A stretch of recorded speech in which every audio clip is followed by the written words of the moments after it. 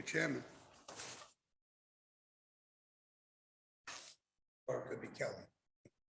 Kelly. Kelly.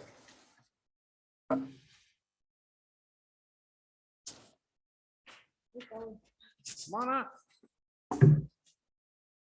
Hi.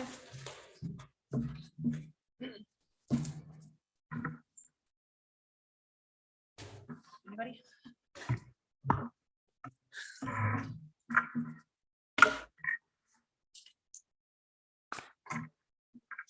We need a chairman.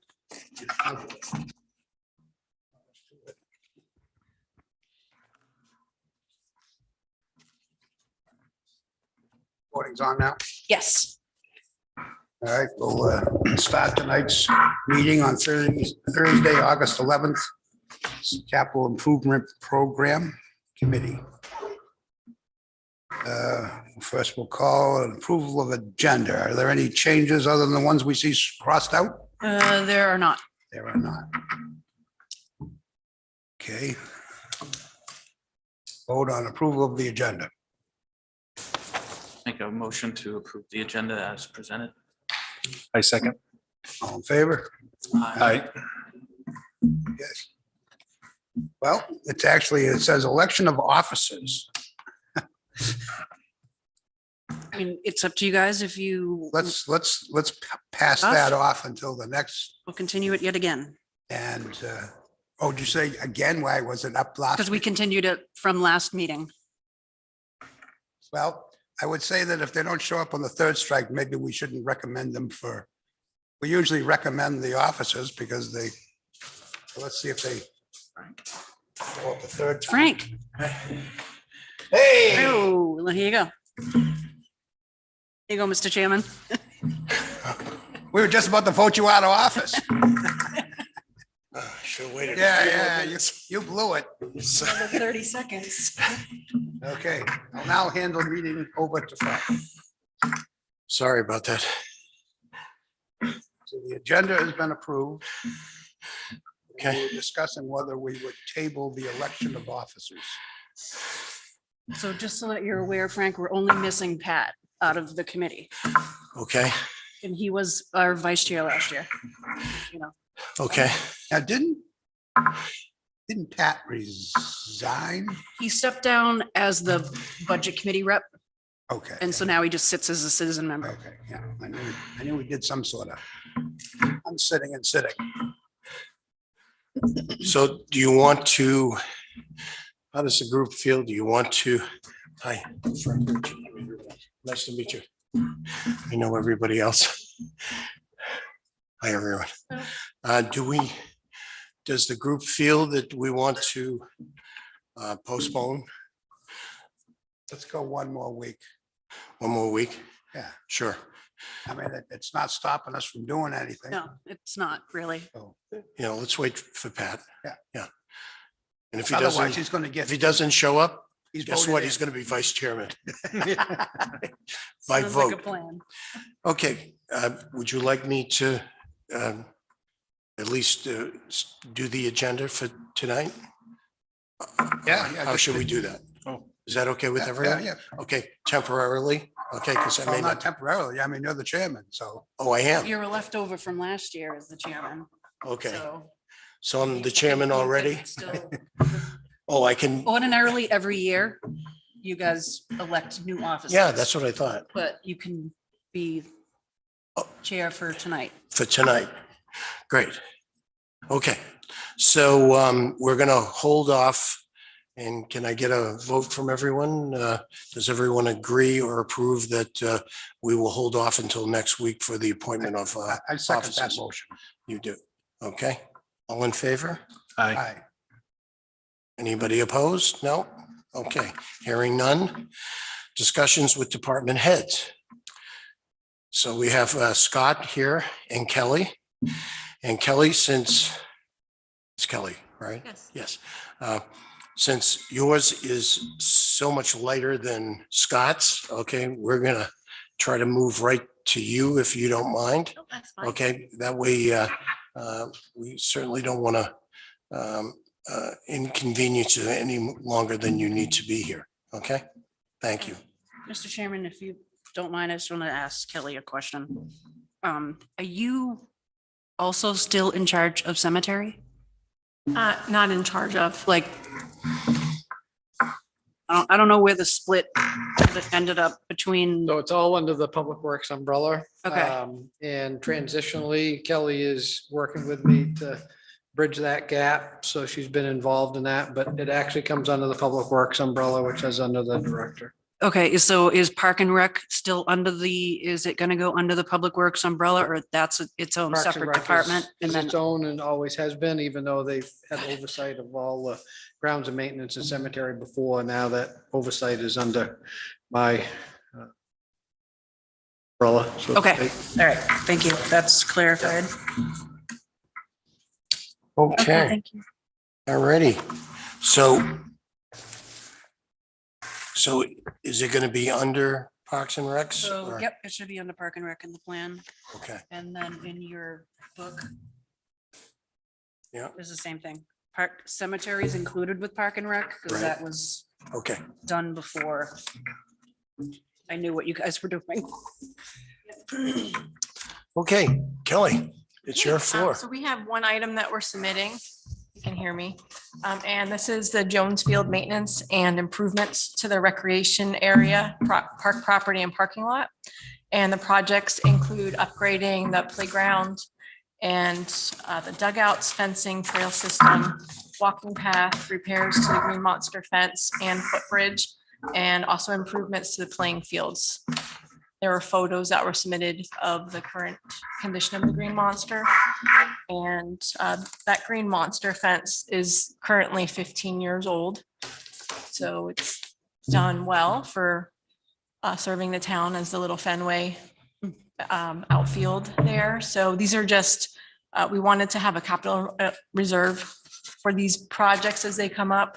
The Parks and Recreation Commission is looking to start a Friends of Recreation group to start fundraising for playground improvements.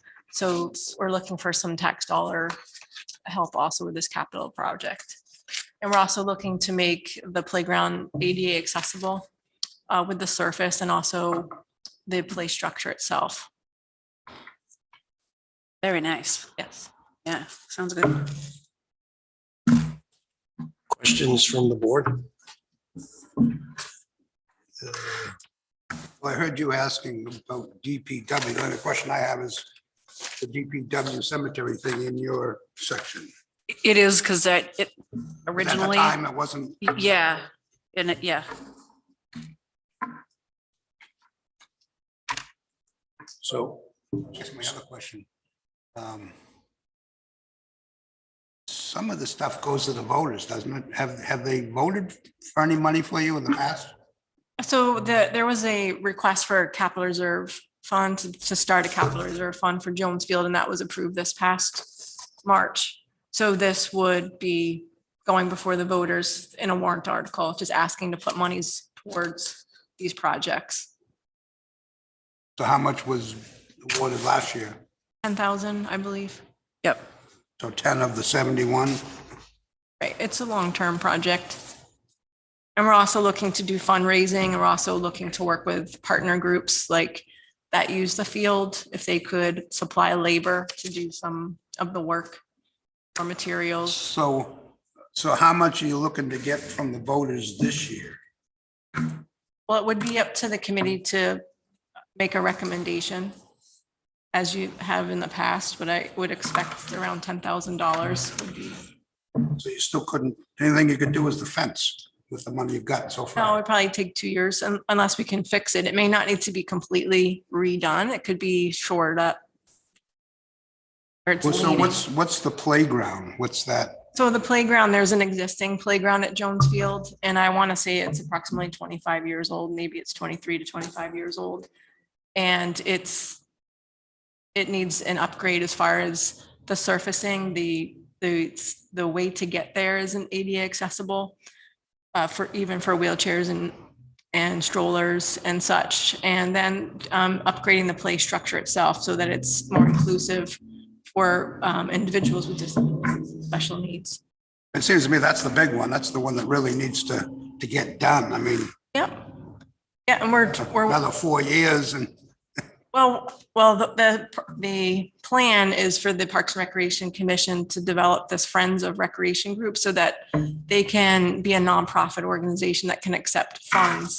And then to do fundraising, put it into this. well, I know, Separate and those fund. could take care of the, like the trails, when we're looking for $2,000. I mean, that Right. should be pretty easy to raise through something like that and the fence. I don't know what the deal is that, whether it needs. Yeah, 10, and this 8. isn't supposed to be all inclusive. This is like a general example. It's the capital reserve fund is for Jones Field, and these are the items that we would like to address. Yeah. It doesn't mean that it's always going to be $2,000 for trails, because that likely will be more in the future. Well, it seems like that playground ought to get done because that's been an Yes, issue. It's for definitely the priority for the commission. But it is an expense, and it's something that the commission wanted to fundraise toward and look for grants for. So it's going to be a cooperative effort. And if the town was able to have funds or matching funds or funds in place, then it's a lot easier to apply for grants when we have monies that we can. So after springtime, it looks like the town would have like half of it. Well, the 40,000 doesn't mean that's what the playground would cost. That's what we would match maybe, or fundraise the difference. This is what we're looking for the taxpayers to help fund. Oh, so 40 might only be half the job? The commission would have to have a subcommittee called the Playground Committee that Who's will the need commission? their volunteer members. So the individuals, Oh, do you want me to name them? no. Okay. There's a Parks and Recreation Commission that oversees and recommends facilities. So it's not a $40,000 job. No, that was what we were looking for from this fund to use towards grants and to help pay for the plan. If we put a plan together, sometimes the architects for the playground companies do that for free. Sometimes you need to pay money for those plans. May I ask a question? Certainly. So the 71,000, so is that the actual total cost of the project, or are you looking for so that the funds and the fundraising would be included in fundraising that would be 71 or on top No, of? that would be Okay. separate. All right. Yep. This was for the capital reserve fund. Yep. To fund that. And these figures are fluid. So the fundraising would be separate to the Yes. 71,000. Yes. So what do you anticipate the total cost to be, Kelly, Well, with the fundraising? What are you hoping to fund? How much are you hoping to create in terms of the fundraising? that's to be determined because we're looking to form a committee, and it depends on what the feedback is from the residents and the committee and what plan they want. But I would say it's going to be $60,000 to $80,000 approximately. for a Okay, so that was playground. going to be my next question. To do everything comfortably the way you would like to see it done, the dollars that you're seeing is 165, 170,000. I would say 80 to be on the high side. No, I'm talking totally. No, that's, You got 71 here Right. and you're trying to raise 60, so it would be 130, 140,000. the playground is 40 and she's thinking it's going to be another 40 playground. So the playground would be 80. So then you got the 19, that's 99, like about 100. About 100, Does Yes. that sound, Yes. about to 100. do the whole match?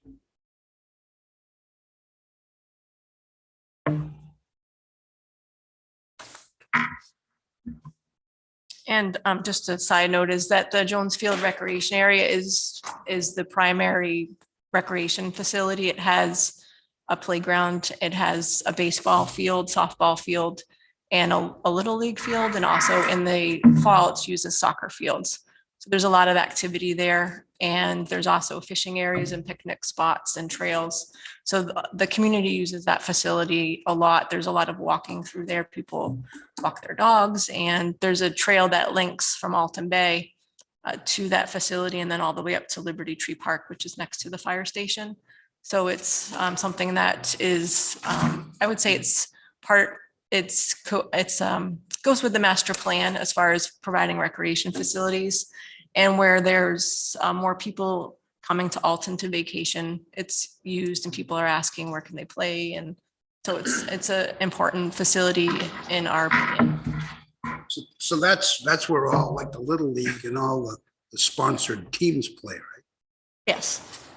Maybe sponsors could, Well, the sponsors pay money to the Little League that doesn't go to the town. So it's an organization that uses the field and it helps, the monies help them with uniforms and coaches and umpires and such.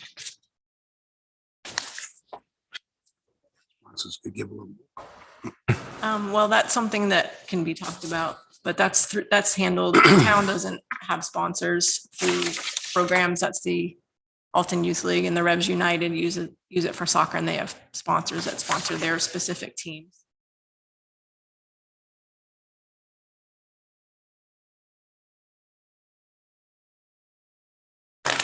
It's providing a free thing for people in Alton to do or residents to do, and I think people are looking for free things to do. And when Yes. times do get hard, people do turn to look for free things. Right.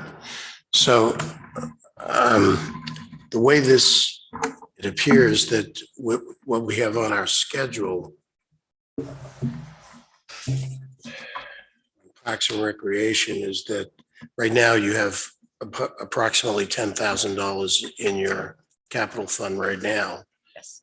And the 71,000, the way it's scheduled, it wouldn't come out and you wouldn't have that 71,000 to 2027.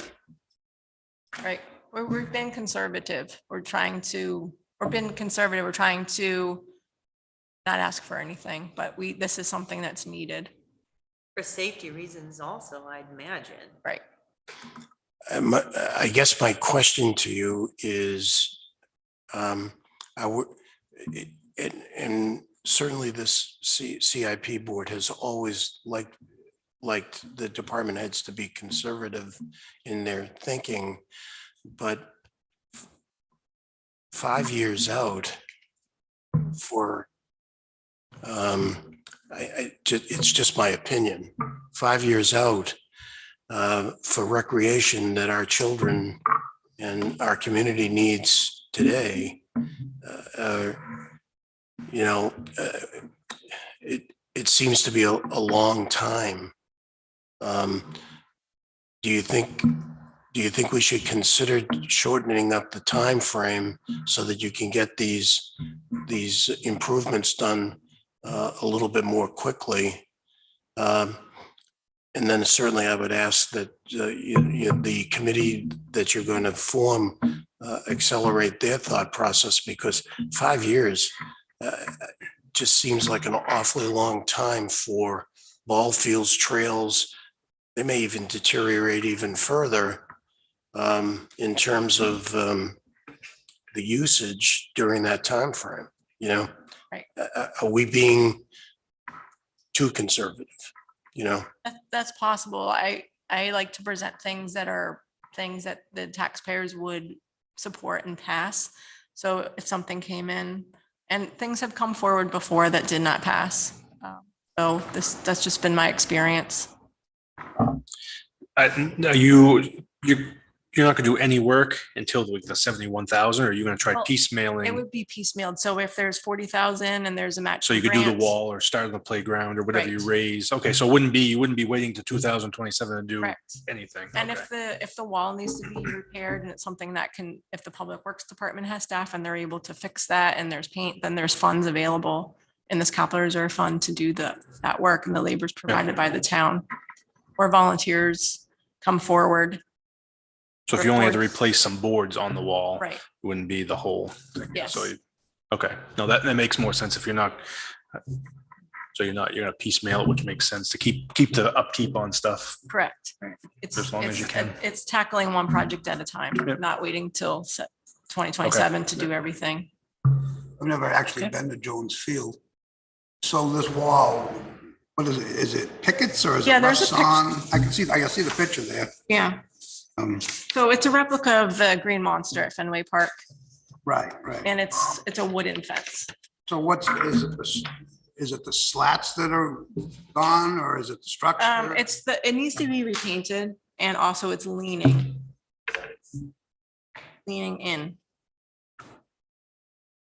Getting it painted ought to be pretty easy with volunteers, wouldn't it? I'm not sure how easy it is for volunteers. It's a hard job to be scraped and painted.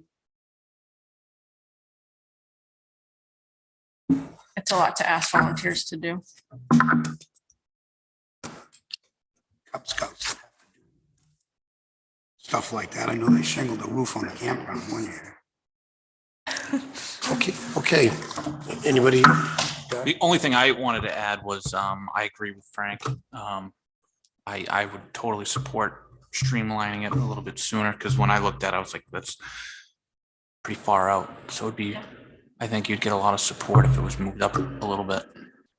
Well, I'd be welcome to, if you thought it should be $20,000 or $25,000 a year. I'm just want to be mindful if, would that pass through the voters? Would the voters see that as a need? I would be hopeful that it would. Okay, we certainly will discuss it more. Okay, Okay. but I think that gives us a really good feel for, and we appreciate you looking at this from a conservative level. Personally, I think you're being too conservative. Okay. But I don't know how the rest of the board feels, but we'll certainly discuss it. We may accelerate depending on what their other town needs are. Right. Okay, we may accelerate it, but the one thing I always worry about, okay, is this field is a very active field. Okay, the trails are very active. That's to be community minded. Our town is growing, and there are a lot, not a tremendous amount of more children, but this is more community minded than some of the other things that we're doing that people are taking an active interest in. How the trails itself, how long are the trails? Well, there's different trails there. There's also snowmobile trails that don't go off Jones Field, but there's a loop trail that goes around the field. And then there's trails off of there. So I don't have the mileage with me. They're small. They're short trails. They're short. Short trails. Yeah. Like they would go out and around and then come back to loop into the loop. So do you also, in terms of Parks and Recreation, do you take care of Levy as well? No, there's trustees that do that park there. I'm sorry? There's trustees that maintain that park. Okay. And are there any other parks that we need to worry about? Yes, there are. There's. Oh, I'm glad yeah. I asked that question then. But they're not under the CIP as far as capital improvements. So there's the fire station. There's a park there called Liberty Tree Park. It has tennis courts, 2 tennis courts. They're also lined for pickleball. And there's a capital reserve fund in place. And who maintains that? The grounds and maintenance department. I'm sorry? Grounds and maintenance under Public Works.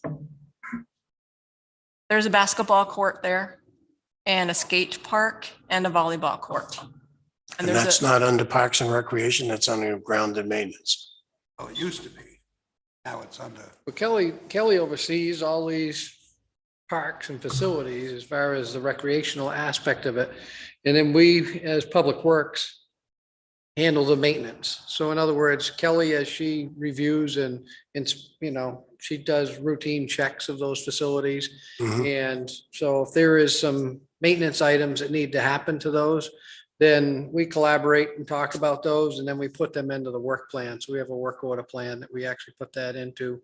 So the staff from grounds and maintenance then tackles those different projects that are there. It can be anything from, mowing them and trimming them to working on fences, or Kelly actually this year as a maintenance item is a resurfacing aspect that needs to happen to the courts. So she has coordinated that. That comes out of the maintenance side of the budget versus out of the capital side of the budget.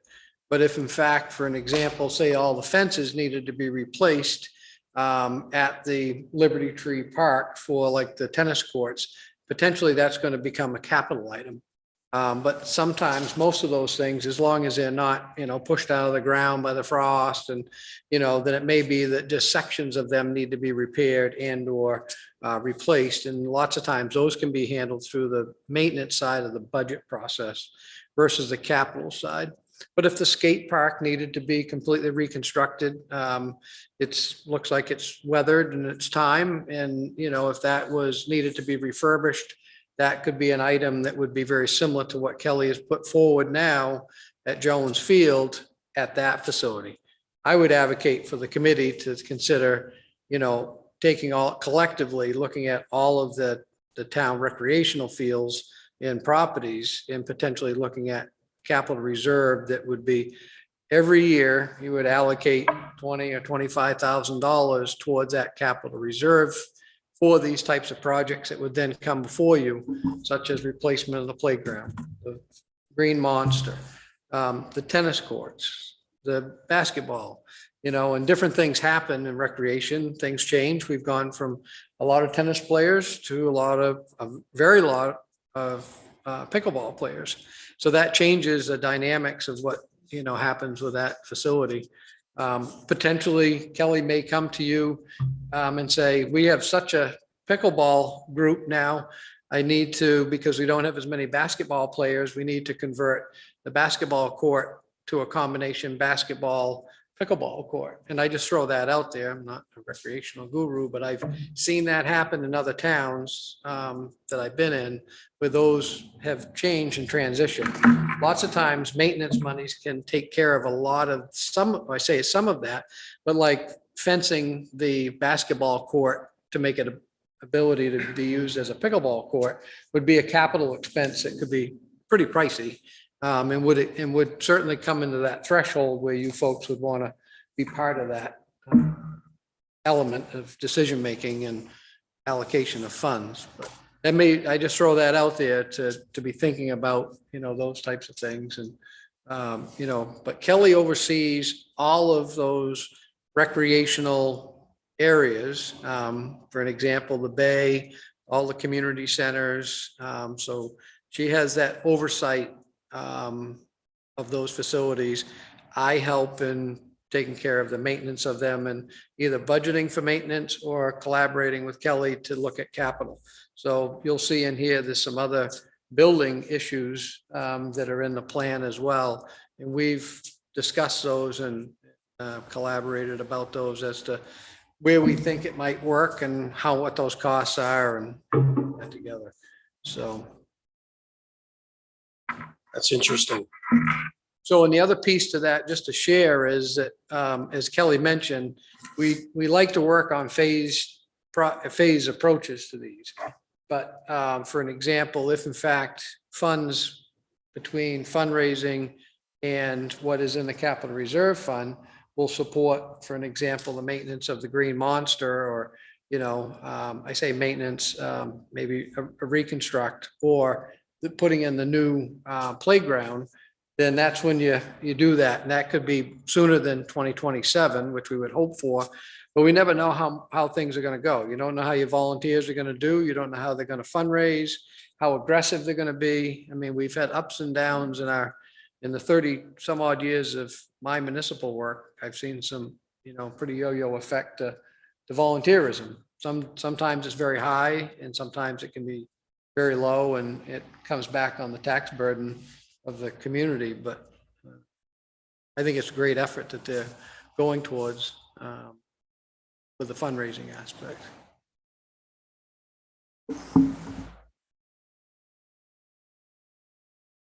Questions from the board?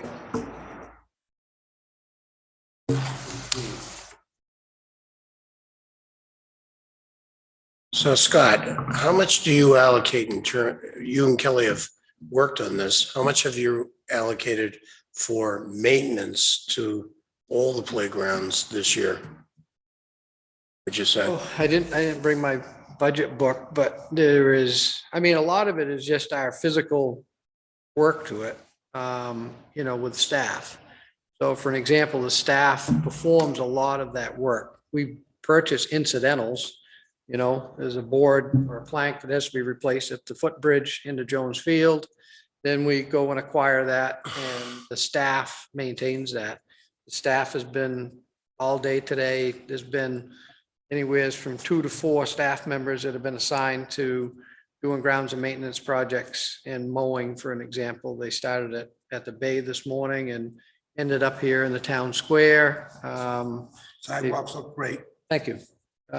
You know, and so we work on those and Kelly helps feed that information and we tackle them, but it's generally staff. And then these are bigger nuggets. When you start to go out and buy, you know, seesaws or swing sets, you know, we're not buying one at Lowe's. We're buying one that is, you know, set up for this and they're costly. I mean, I've done a couple playgrounds in my career and, you know, you're not talking, you know, $5,000. You're talking anywhere from 15 to 30 or $40,000, depending on what you put in there and how you know, want to have the different components to it. So it gets up there and they do last. I mean, lots of times and they're already safety, you know, I mean, there's so much safety that goes into it. That's what drives the cost up, of course, but that's how that goes. But I mean, general maintenance items is generally a lot of it's labor. You know, we do budget, you know, certain amount. It may be, I don't know, $1,000 or so that it gets in the budget that would be there for the purposes of, you know, a break in the fence, you know, behind the baseball or diamond area. If there was you know, an issue with that, snow was on the top and bent the pipes up there because there's usually a small roof area for when you have a foul ball, you know, then we would look towards that money potentially to repair that, repair the bridge, buy picnic tables, you know, I mean, there's probably, I mean, there's a revolving as picnic tables start to deteriorate, then we, you know, pull out of the budget to purchase those. I think we just purchased 3 or 4 of them. It's just Trash recently, containers. and also the trash enclosures that you see at the bay and all the parks. You know, we purchased those. We have a local tradesman that constructs those. You know, eventually, if in fact our staffing stays stabilized, we may be able to help reduce some of those costs by building them in-house. But because of the staff shortage that we had, we actually went to a local tradesman to construct those. But that's the type of things that do come out of the budget. We buy trash cans and bus liners, and we spend a lot of time, Yeah, you know, I'd say on most of that the time. type of thing. And we maintain restrooms and a lot of things that are day-to-day maintenance operations. Okay. Any more questions? Okay, Kelly, I'm just gonna stay if that's okay. I'm sorry. I'm just gonna stay if that's okay. She's gonna. She needs to be my backup Yeah, because for Scott's there's some benefit. things in here that I have now that I've kind of taken in, but Kelly worked with me on it, you know, such as Sure. the community center. You're And certainly welcome Okay. to stay. yeah, Yeah, thank you. Okay. I'm happy that she's staying. So you have all kinds of tabs in here. Where you start? Wherever you folks want, you got a copy of my memo, which just basically gives you a 2022 recap. I say recap, but an overview as to what transpired in 2022 as far as any capital purchases and items that were withdrawn from their capital reserve funds. So, I mean, certainly I can answer any questions about that. That ended up happening. Some items that were done, you know, initially, my recommendation had been to purchase some of the equipment by lease purchase, but because of unreserved fund balance funds, you know, the Board of Selectmen chose to utilize some of those funds so that it would help reduce the overall operating cost of the budget or percentage increase. So in my opinion, it's kind of like a shell game that we do in government to try to help control and stabilize budgets that way. So some of that occurred. I personally like large ticket items, as I've mentioned before, that are like loaders and graders and some of these big ticket items that are well over $100,000 or $150,000 to be lease items. And that we get on, so we have a stabilized lease number that we utilize for purchasing those vehicles or pieces of equipment, and then we turn them over so that we get good return on our investment as far as on the trade side of things. So that's just my process on that. The sidewalk machine, I believe, was purchased earlier than had been, I think, in the budget in the previous CIP plan. It was maybe scheduled for 2023, I think. We did bump that up because of the opportunity to purchase one of these units. It was in stock at this, trying to control cost and try to keep it as a year-round piece of equipment that could be utilized by all public works departments. As Mr. Sample mentioned, he saw the water department was using it the other day. They had a water leak down in the bay, and they utilized it there. And, grounds and maintenance certainly would be able to utilize that, if they're over to Jones Field and they're doing something, or very it can be very versatile piece of equipment. Mr. Chairman, I have a question. Sure. So since Scott kind of has a lot of different divisions to go through, do we want to start working on Yeah, his I was, memo and go through? That? if the How do board you is wanna- okay with that, How do you want to do that? we'll start right with his memo. I Okay, don't want to miss anything if we're, yeah. If the board is okay with that, we'll work right through his memo and start right from there. Is that okay? Yep, sounds good. When you say memo, we talking office? No, His front it page, says Town of Alton Front Public page. Works. no, in your book. Roger, in the book. In your book. Go to highway. Okay, well, I'm in highway. You're in highway, that would be the first page. I think you're in the memo.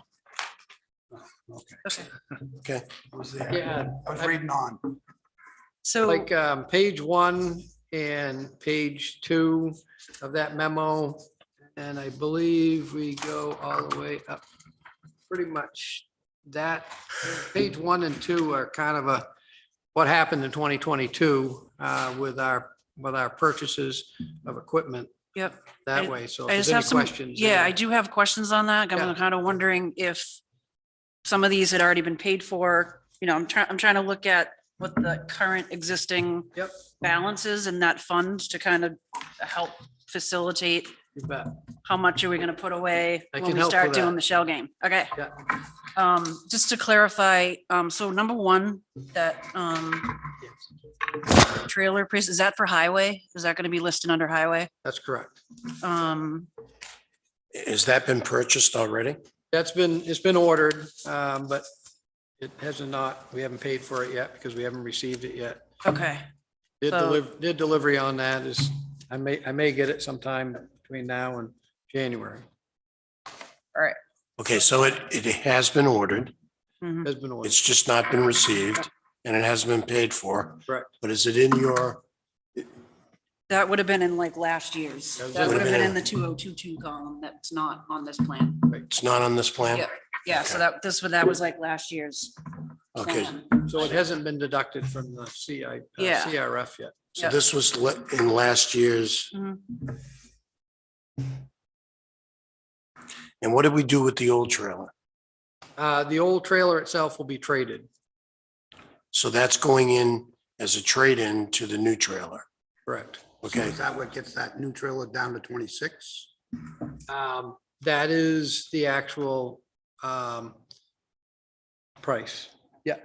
So it's actually 26, or it's more than that, and the trade-in gets it down to 26? No, 26 is the actual purchase price Seems pretty good. with the trade-in or with the trade.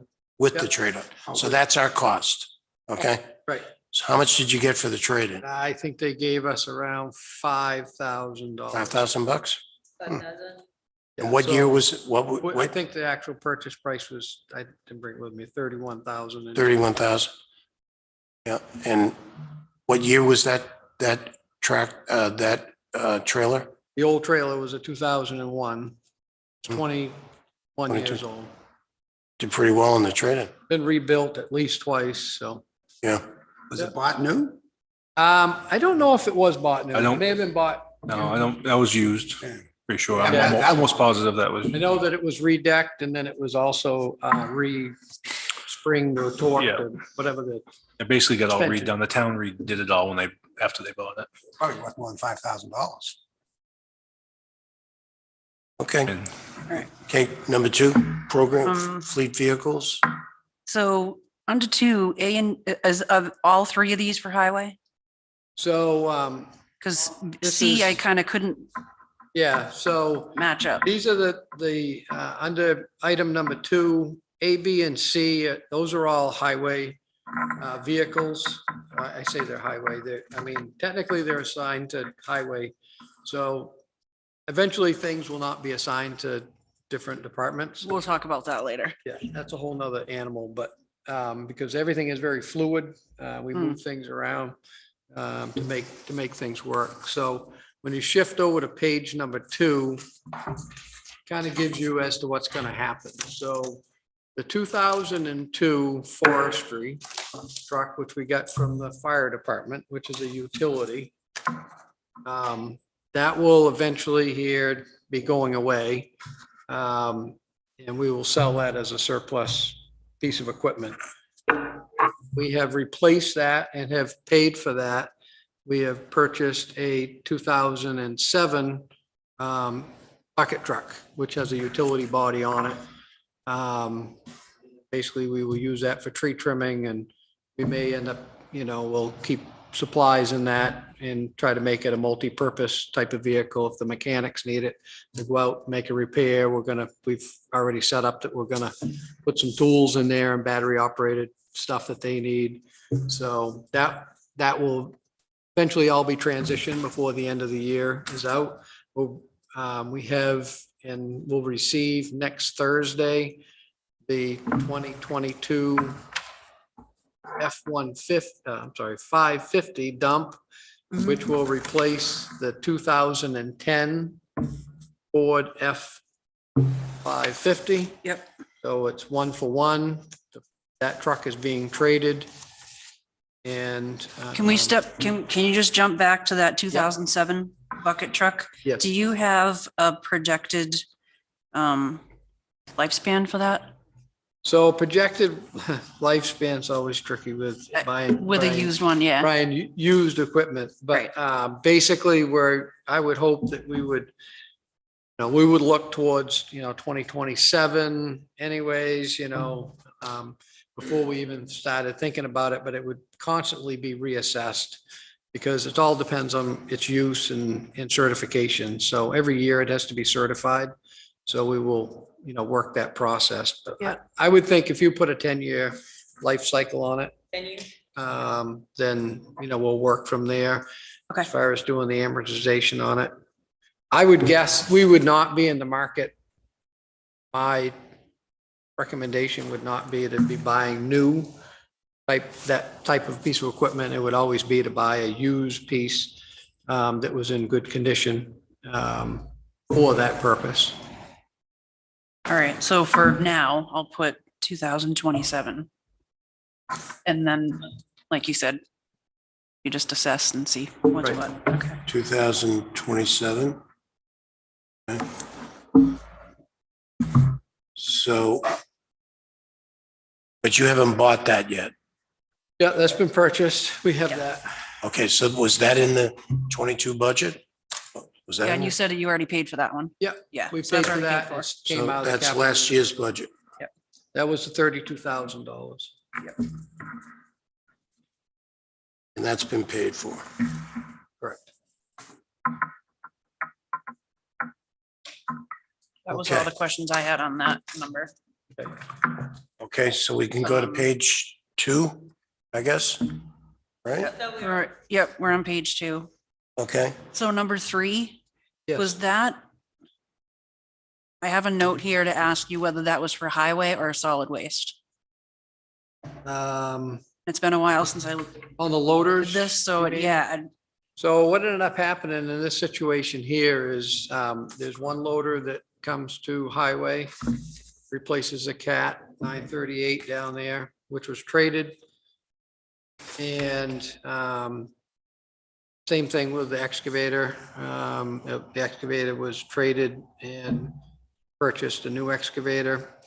The solid waste loader was not part of a capital reserve fund. Well, reserve fund is coming from the recycling revolving right, fund. yep. So that's what's paying for that loader.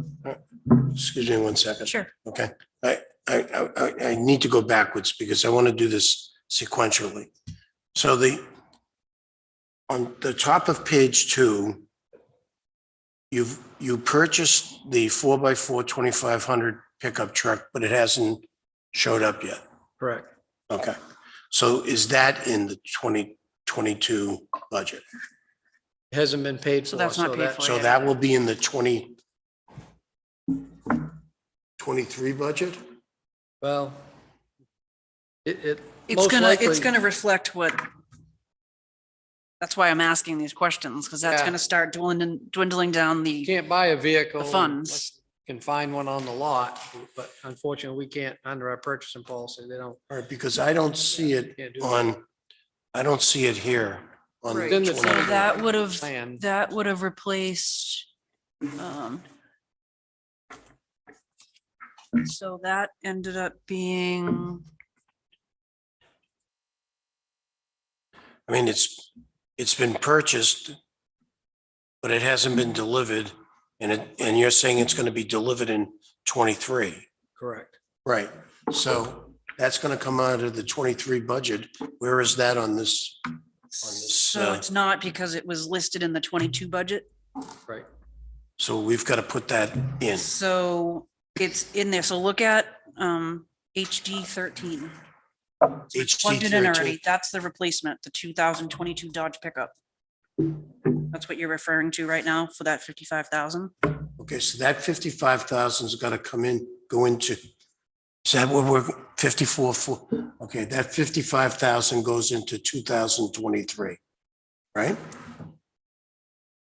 Nope, it's gonna stay in 2022. I'm just trying to get an estimated amount of what was in the 2022 plan that hasn't been deducted from this 237, 577 fund. So that's the existing fund.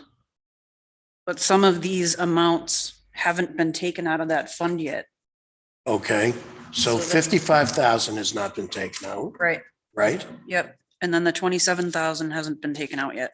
The 27 trailer Yep. has not been taken out, not out. What else is not out?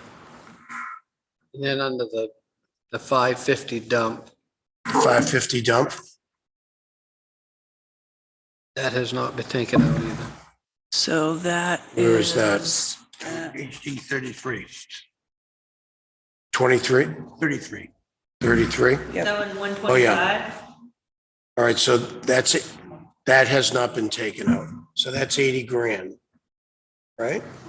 Correct. 80 grand, yep. It'd be a little bit less than that, but And what about the sidewalk machine? sidewalk machine has been purchased and paid for. So that's in 22. Okay, so that's Okay, good. so That that was was purchased deducted. out of the 22 budget, Mhm. right? Yep. Okay. So if anybody has any questions, please raise your hand, jump up and down, okay, if we're confusing anyone on the board, okay? Because what I think what Jessica is trying to do is what's in the 22 budget that's been paid for, And what has, Right. what That's gonna- hasn't been Right. paid for, so that she can pull that out and bring that down to capital reserve, So, yeah, so that as you can get an idea of what's because this capital. really gonna end up being in there after everything's already expended. What's actually going to be in the capital reserve, which is not going to be the 237,000 Yeah. that she saw showing. Basically, does everybody get that? Roger, do you see that? Okay, because right now we got 55, 27, and 80. Okay, and we don't know what else left from what Scott's telling us. Right. Okay, So that's the solid waste loader, so that's not high. okay, so now I think we got now we can go to 3, the programming on 3. Purchased, ordered, delivery 9:30.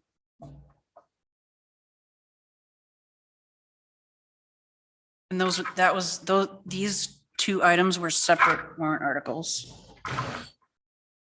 So these two don't come out of, these two don't come out of the capital reserve fund. Those are separate funds. That was a number 3 for both of them. That does not come out of this highway equipment. Does not. Nope. Where does it, how do they? Those were separate warrant articles, so they put money away individually for each one, each But piece it of wasn't in equipment. our capital improvement? It was not.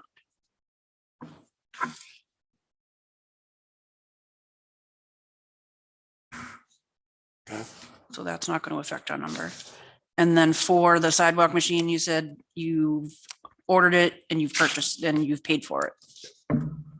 Okay. So if I heard you correctly, the solid waste loader was actually paid for through the funds from the waste. Correct. And what about the 30K excavator, the link belt? That was a warrant article as well, paid for out of unreserved fund balance. Okay. All right. A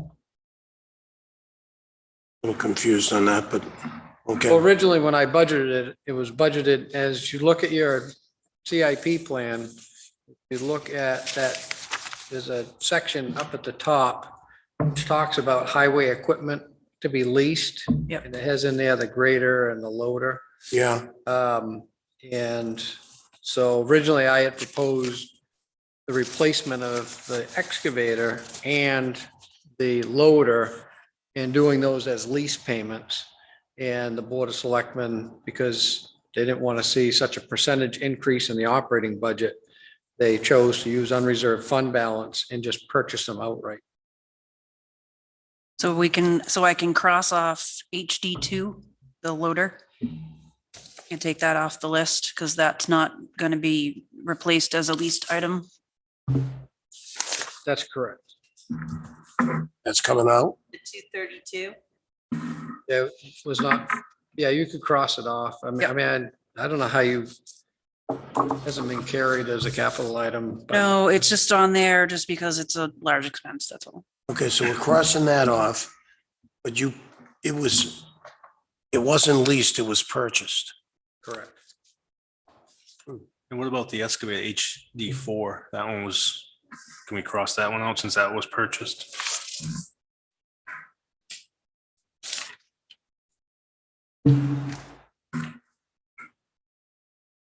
That you have listed to be expended in 2024.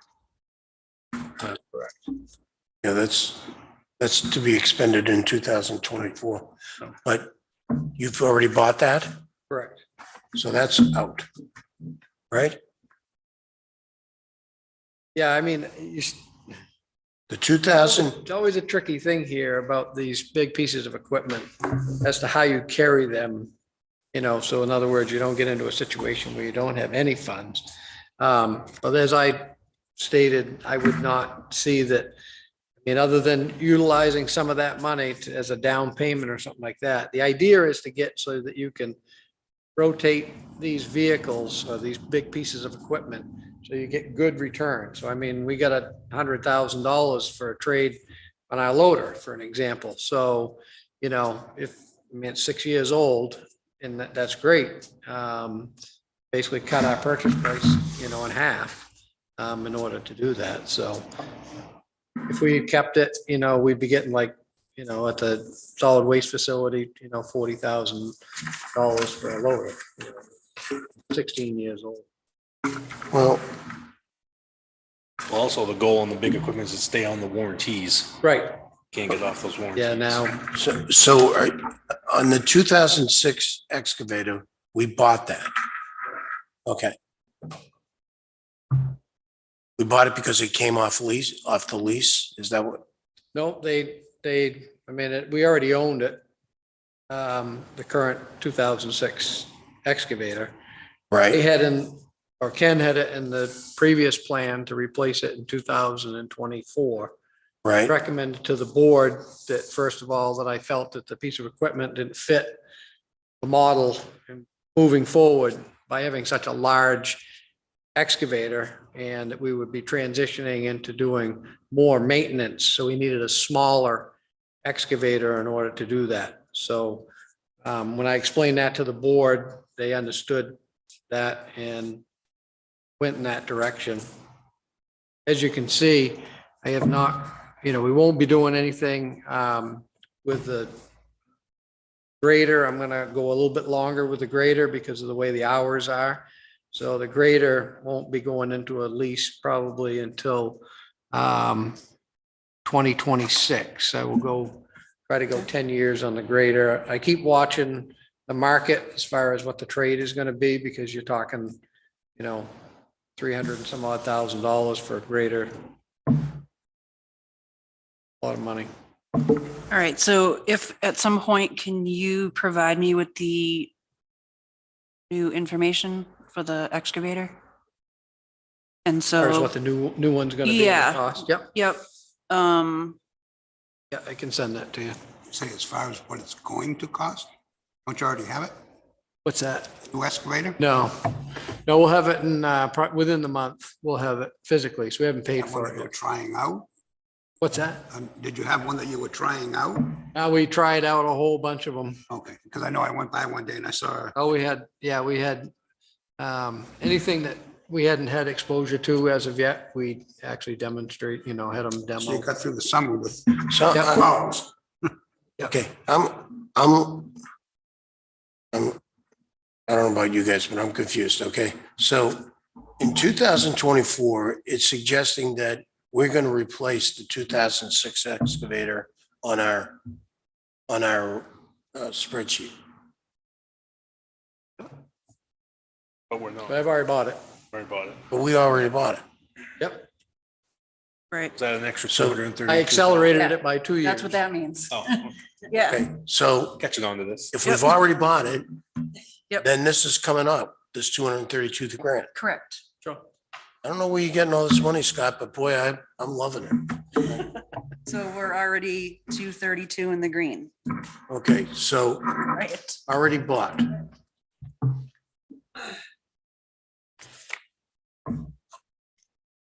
Do you? Okay, so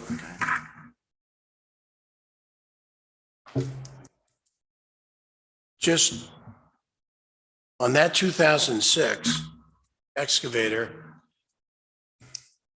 I think you did ask that question. What do you expect the lifespan to be on that, or, in terms of, when I say lifespan, in terms of the optimum time to trade it in? What's your best guess? Is that something that down the road you're anticipating that you would want to replace? Yes, yeah. Okay, so what But my kind of, recommendation would not be to purchase it outright. It would be to lease it. the next one? Okay, Excavators, graders, and loaders. I certainly do. You won't hear a disagreement from me. See, that's But- where I'm getting all confused. Well, Roger, you're, Well, not, just sounds like, okay, well, the plan was to lease, but they decided to buy it instead. Is that what's happening? That's what happened. That's okay. So I do understand. you heard it right. I'm a little Okay, so confused. just so I can stay with it, this 2006 that we just bought, No, do we buy it? Because we already owned it, right? yeah, no, the 2006 is a current piece of equipment that we have. We traded that for now a 2022 link belt. Okay, so that 2006 is leaving. Yep. Traded. So it doesn't have an expected date down the road. It's already gone. Right? That's what you were wondering. How long was it going to be around? So it's not here. It was a trade-in.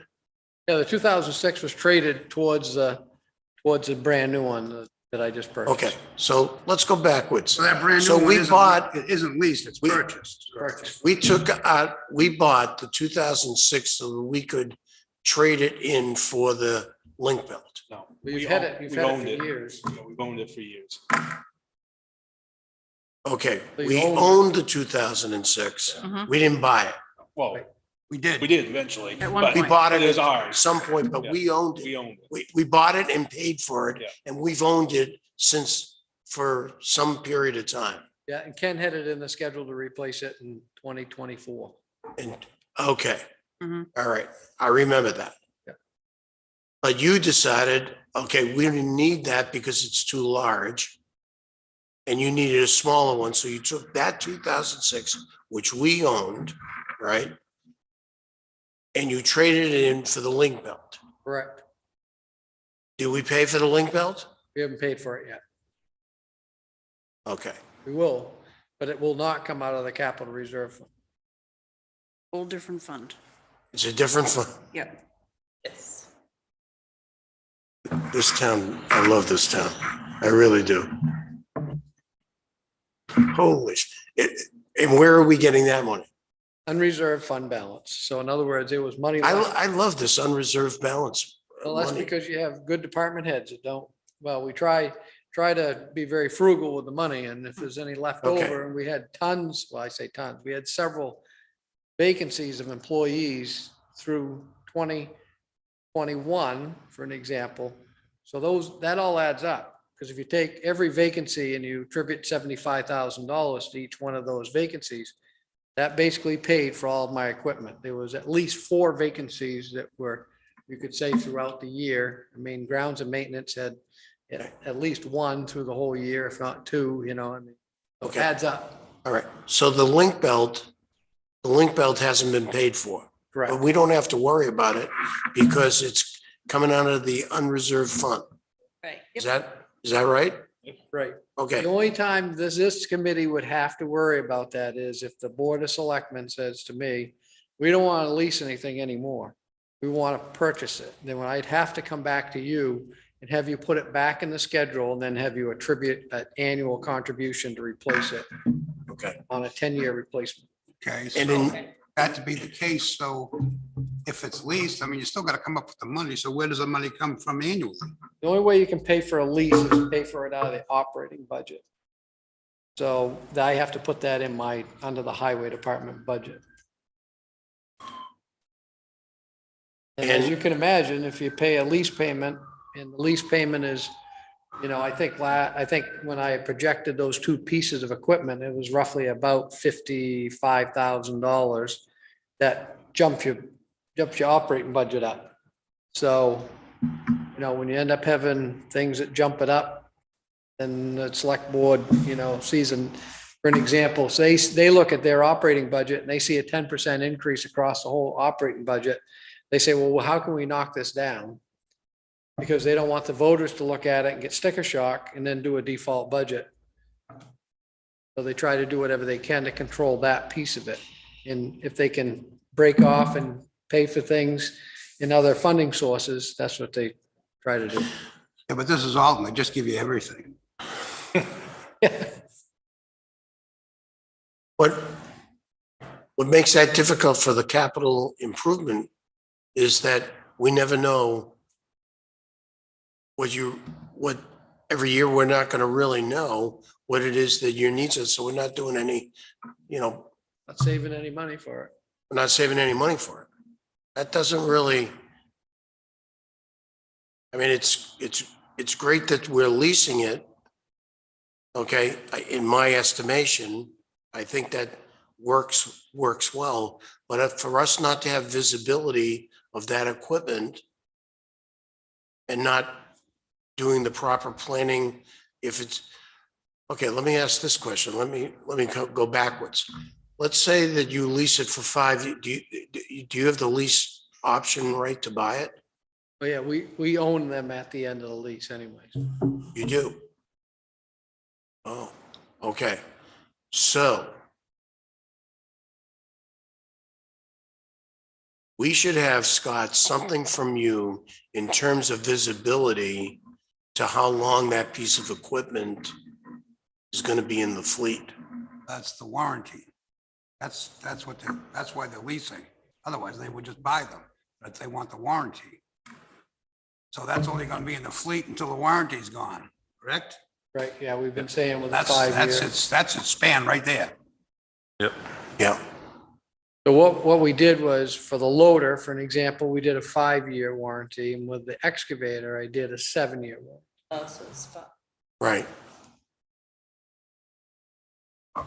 So we should have that visibility on the CIP. So you could, as an example,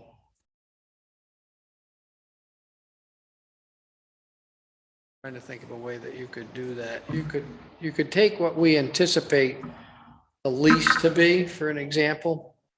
You could use that as an annual contribution to the CRF, which then could be utilized as a down payment and or pay it. It's kind of it's a strange way to do it, but I see what you're saying. You want to have the visibility that there is this equipment, because a board of selectmen could change and say, no, we don't want to have anything to do with leasing. We're going to buy all these things outright, and you better put them in the CIP plan. Yeah, but then we haven't got, and if we got to put it in the There's plan, enough money in there Okay. to deal with it. Right. then what good is this spreadsheet?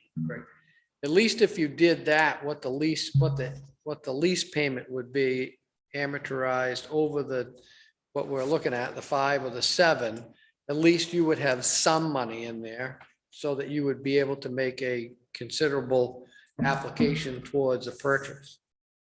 Generally, that lease payment piece of it is a difference from what the trade is. So that, as far as financing it. Yeah. So the Which is trade. basically these numbers that you actually see right here, you're purchasing these outright. So, the loader was at 121,100 or whatever, 121,500. And then the excavator is at 139,200. Those, if I wasn't purchasing it through the warrant article, I'd be purchasing it or financing it through the lease. Because that's the amount of real money that is costing the town, because we're trading the other pieces of equipment. At $50,000 or $55,000 for the excavator and some odd thousands for the loan.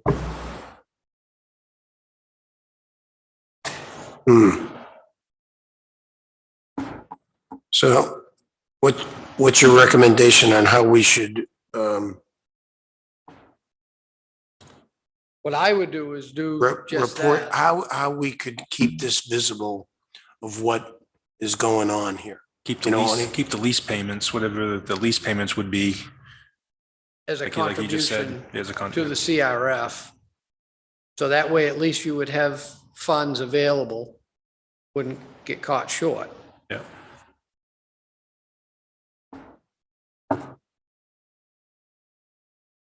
Now, would that also help out on the operating budget? If the funds were, Yeah, I mean, based upon what I see for what's happening now with the inflation aspect, you can only imagine now what's going to happen with these budgets with, 77% increase in electricity, Do you understand that? fuel, oil, What he's talking about in terms of these lease payments? so.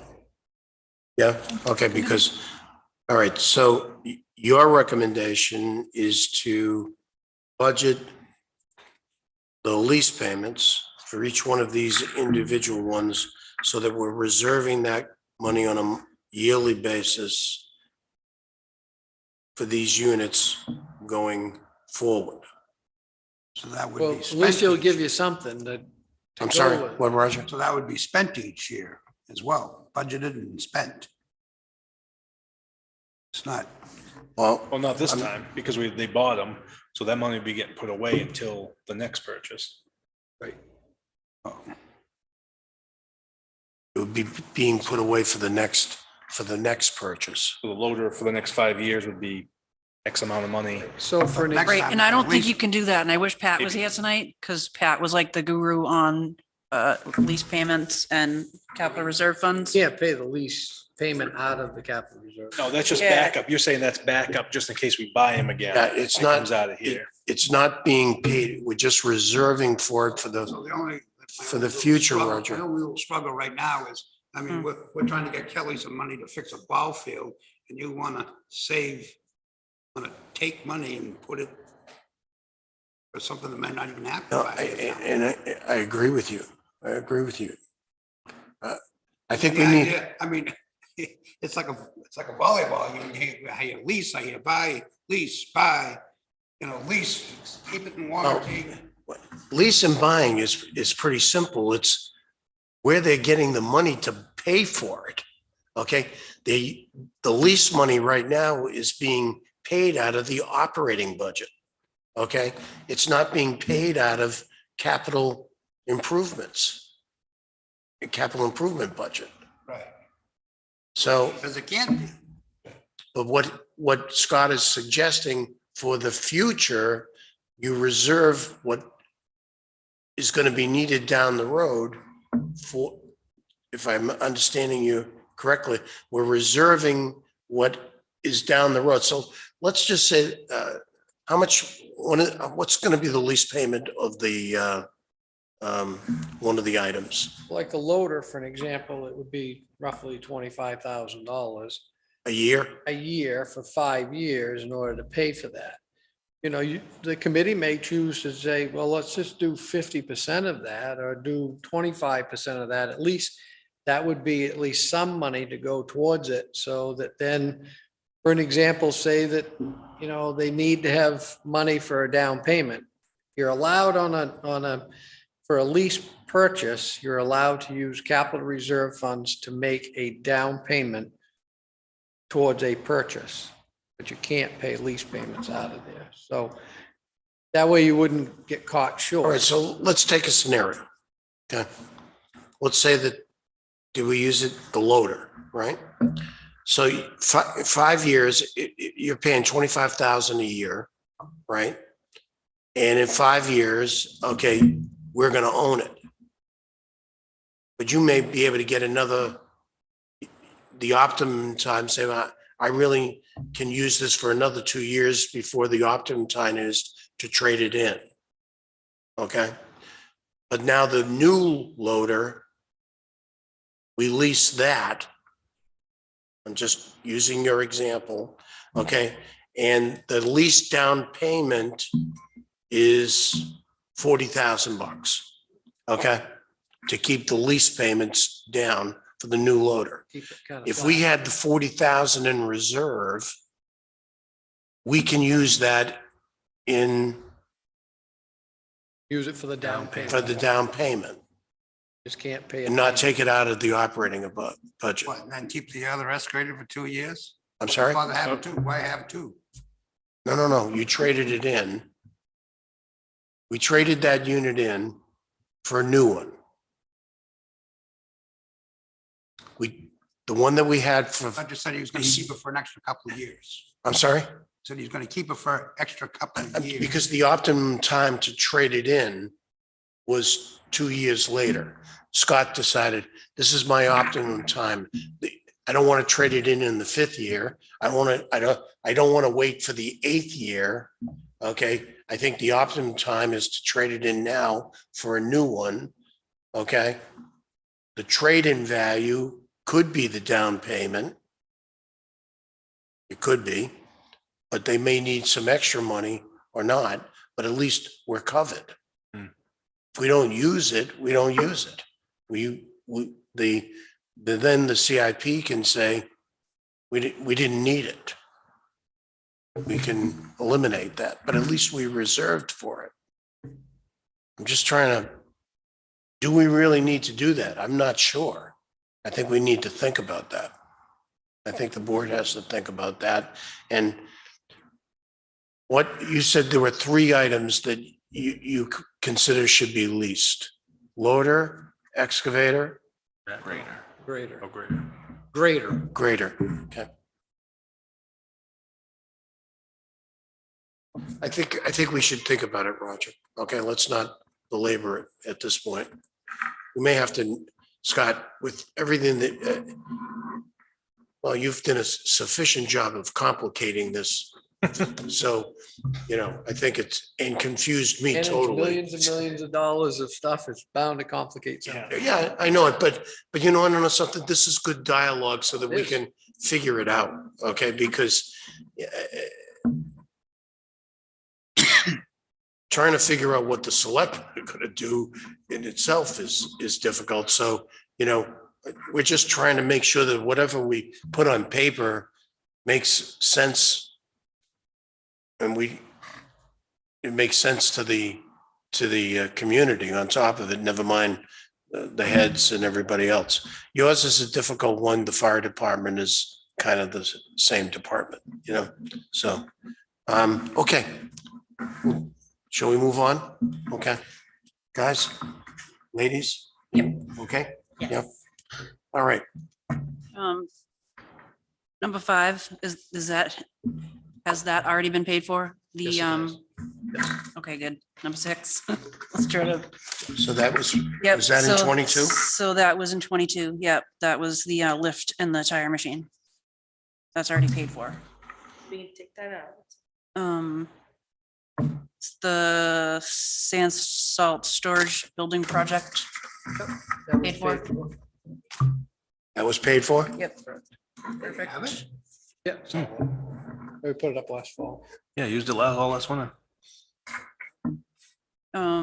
So number 7, the Bay Docks retaining wall project notes that the work will be performed in the fall. So I'm assuming that probably not paid for yet. Right, has not been paid. Yeah. for. All right, and then a that's, Phase. Working with our town mason on that, Kelly and I worked with him to put together a plan. docks area.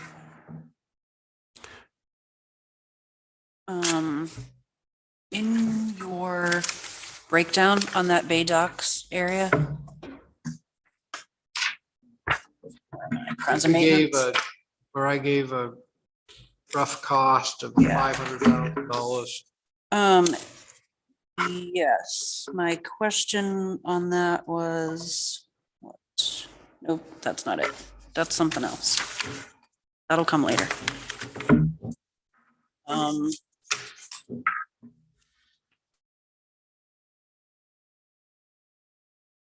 Next. That next one, the ABCC re-roofing project. Yep, that's been completed and paid for. Okay, paid. All right.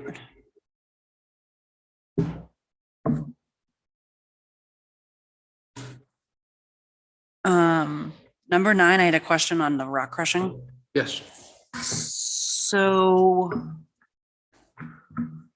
has that been paid for, the July 22?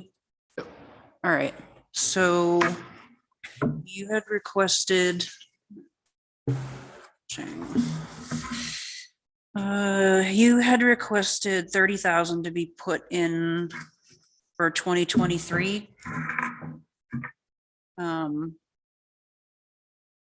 Are you gonna crush again in 2023? not in 2023. So originally, with our other numbers, that pretty much brought you out to 2027 to have that $60,000 to rock crush again. Is that, when now would you plan on crushing again? Actually, you could go back to that same scenario so that you built up during that 5-year period Yep, to that $60,000. yep. So if you needed $60,000, if we put away the 30,000 and kept what we have, Correct. you would have enough in 2026. Just throwing it, but you don't plan on crushing until 27? Correct. Okay. Yeah, we have All to right. build that pile of all of our spoils. When Ken was doing all the road reconstruction that he did, he had a lot more spoils. I call it spoils. It's basically everything that's mined out of the road itself. Yep. Was put in and then recrushed, plus any byproducts that came into the transfer station as well. We don't take commercial stuff per se anymore unless it's coming from our own road projects or a contractor that's working on our road projects to go up to the pit to be crushed. So there may be a reduction because potentially we're not going to do as much of that reconstruction of roads. If we do, then of course, it Right, right. Okay, then that's just gonna stay where it's at. So the crushing has already been done. yes. I'm just curious, who did the crushing? We put that out to bid and the company that did that was Northeast Earth Mechanics. Right? And you don't feel that you're going to be doing any crushing until 2027? I would say in 5 years in order to build the pile back up to make it worthwhile for them to come, yes. So the $30,000 number that is sort of a arbitrary number at this point. You need 60 grand by 2027. Correct. So the CIP, we could play with that, okay, and not compromise your 2027. That would work perfectly fine. Okay. Just, I'm asking the question, Scott, so because I may want to give it to your Yeah. person to the left for a playground, That's right. Yeah. Do as you please on the whole funding part of it. Yeah. Easy for you to say. Okay. Thanks. And I do not have any questions on number 10. That's just self-explanatory, I think. Yeah, I mean, that basically, I will tell you that in our 2022 road program, that I had to defer over $140,000 worth of paving or pavement preservation work because of the escalator, what they call their asphalt cement escalator for paving has gone up so much because of what the cost is for barrel of oil. So that took my paving cost and put it up $70,000 over what had been originally estimated at. So, and I'm still not finished. So every month that goes by, it's been constantly going up. It has not been going down. Okay, so I have a way to fix that. So it'll happen next year, but so we allocated for you for that, about $1.1 million, was 1.1 million for 22. 22, and then 1.15 for 23. Yep. Is that where we're at this point? Are we, We're at 1.1 for 2023. I'm sorry? 1.1 for 2023 But you want on the plan. Nope, he asked for 1.1. So that 1. Yeah, I kept it the same. Okay, so in 2022, right now, we had you at 1.1, right? Yep. And you're saying you went over that, or your allocation because of the costs associated with oil? I had to and defer some stuff, so now that's been pushed into 2023. But I just received word that I have some additional funds coming from some of the federal aid that's coming to states for highways. So I'll have enough money to take care of this deferred pavement preservation with that money. So it's about $160,000, $165,000 that the town's going to receive sometime in the next month or two from the Nice. state, which will be what they call additional highway block grant money that can be utilized. So the stuff that I deferred now will be able to be paid for from that fund. So that won't be an additional cost. That's the reason why I kept it at 1.1. We're also getting some bridge aid money. So that money will go into that reserve I'm guessing that's where they'll put it. They may not be able to. There's a whole accounting thing with these funds that come on the federal side. So they may have to set up a separate account for that. I'm not sure. The finance will have to figure that out. But if they can put it in the reserve fund, that would be ideal because right now I don't have anything that needs to be replaced or worked on. I do have some maintenance and that money can be used for maintenance. So like all concrete bridges have to be washed. They should be sealed as well with a sealer on that. So any of our bridge decks will need to be done. We have approximately 7 bridges that are that type of construction. So we'll pull money out of there to deal with that. So that will not affect the budget or the capital planning. So right now you have no money in your bridge account, or very little money in the bridge account because we spent it all on Loon Cove Bridge when we did that. I am paying for the basin culvert, which is now going to become a bridge in the Roberts Cove project. That's being paid out of the capital or out of the road construction fund. Yeah, when do you think Roberts Cove Bridge is going to be done? They should, hopefully we'll start it within the next couple of weeks. We'll probably wait depending on when he wants to start. So he's on the other side of Labor Day that way, but he was hoping actually to get in here this week, but he's been held up. Bridge in Hanover, so. And who's going to be doing that work? M.A. Bean Associates, they're out of Samberton. For design build, they did Loon Cove Bridge. Does an excellent job. What do you anticipate the cost of that for that bridge? $179,000. Wow. So let me ask you this question. Because of the cost of materials and labor and everything else, do you think the board should be considering increasing the yearly, costs? I know concrete and asphalt has gone up precipitously. In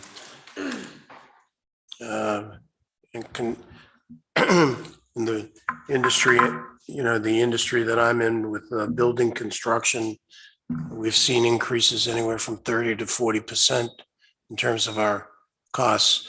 I was just involved in a hospital where the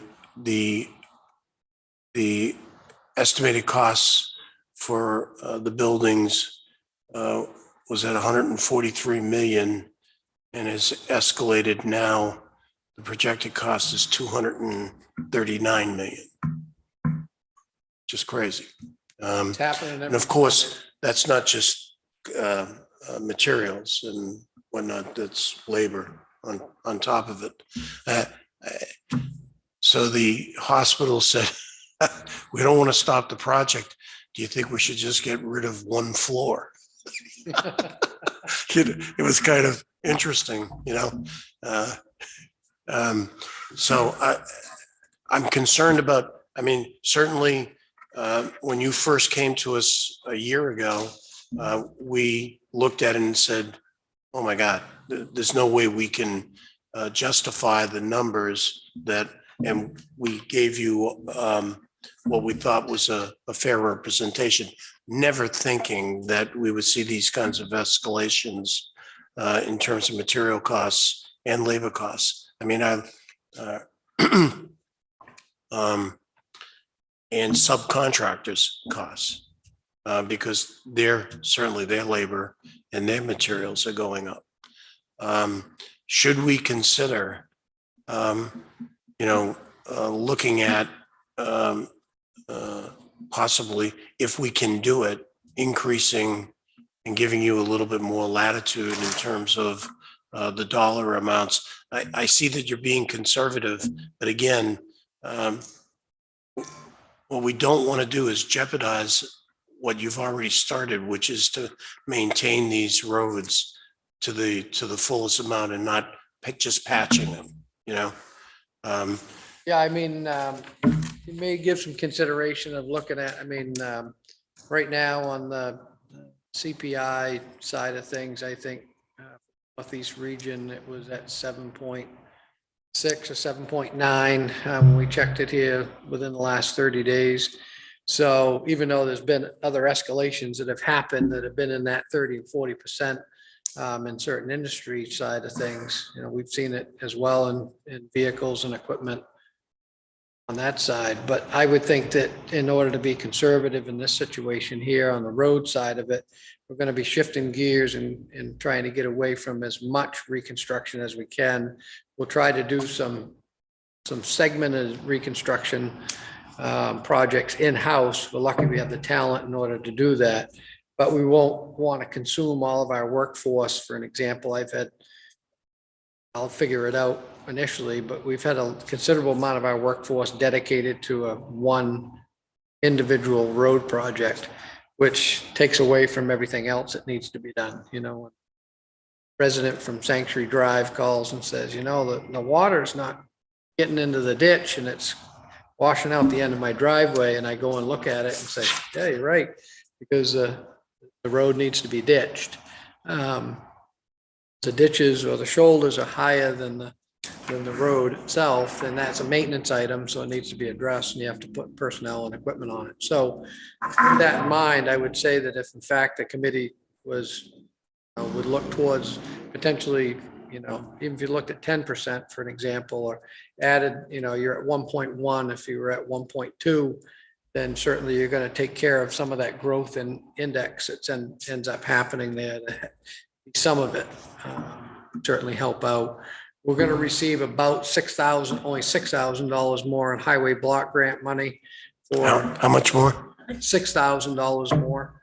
So right now, this year, in 2022, or they go by federal budget cycle, but we received about $190,000. So in other words, you allocate $1.1 million, and then I take another $190,000 and put it into that mix, for an example.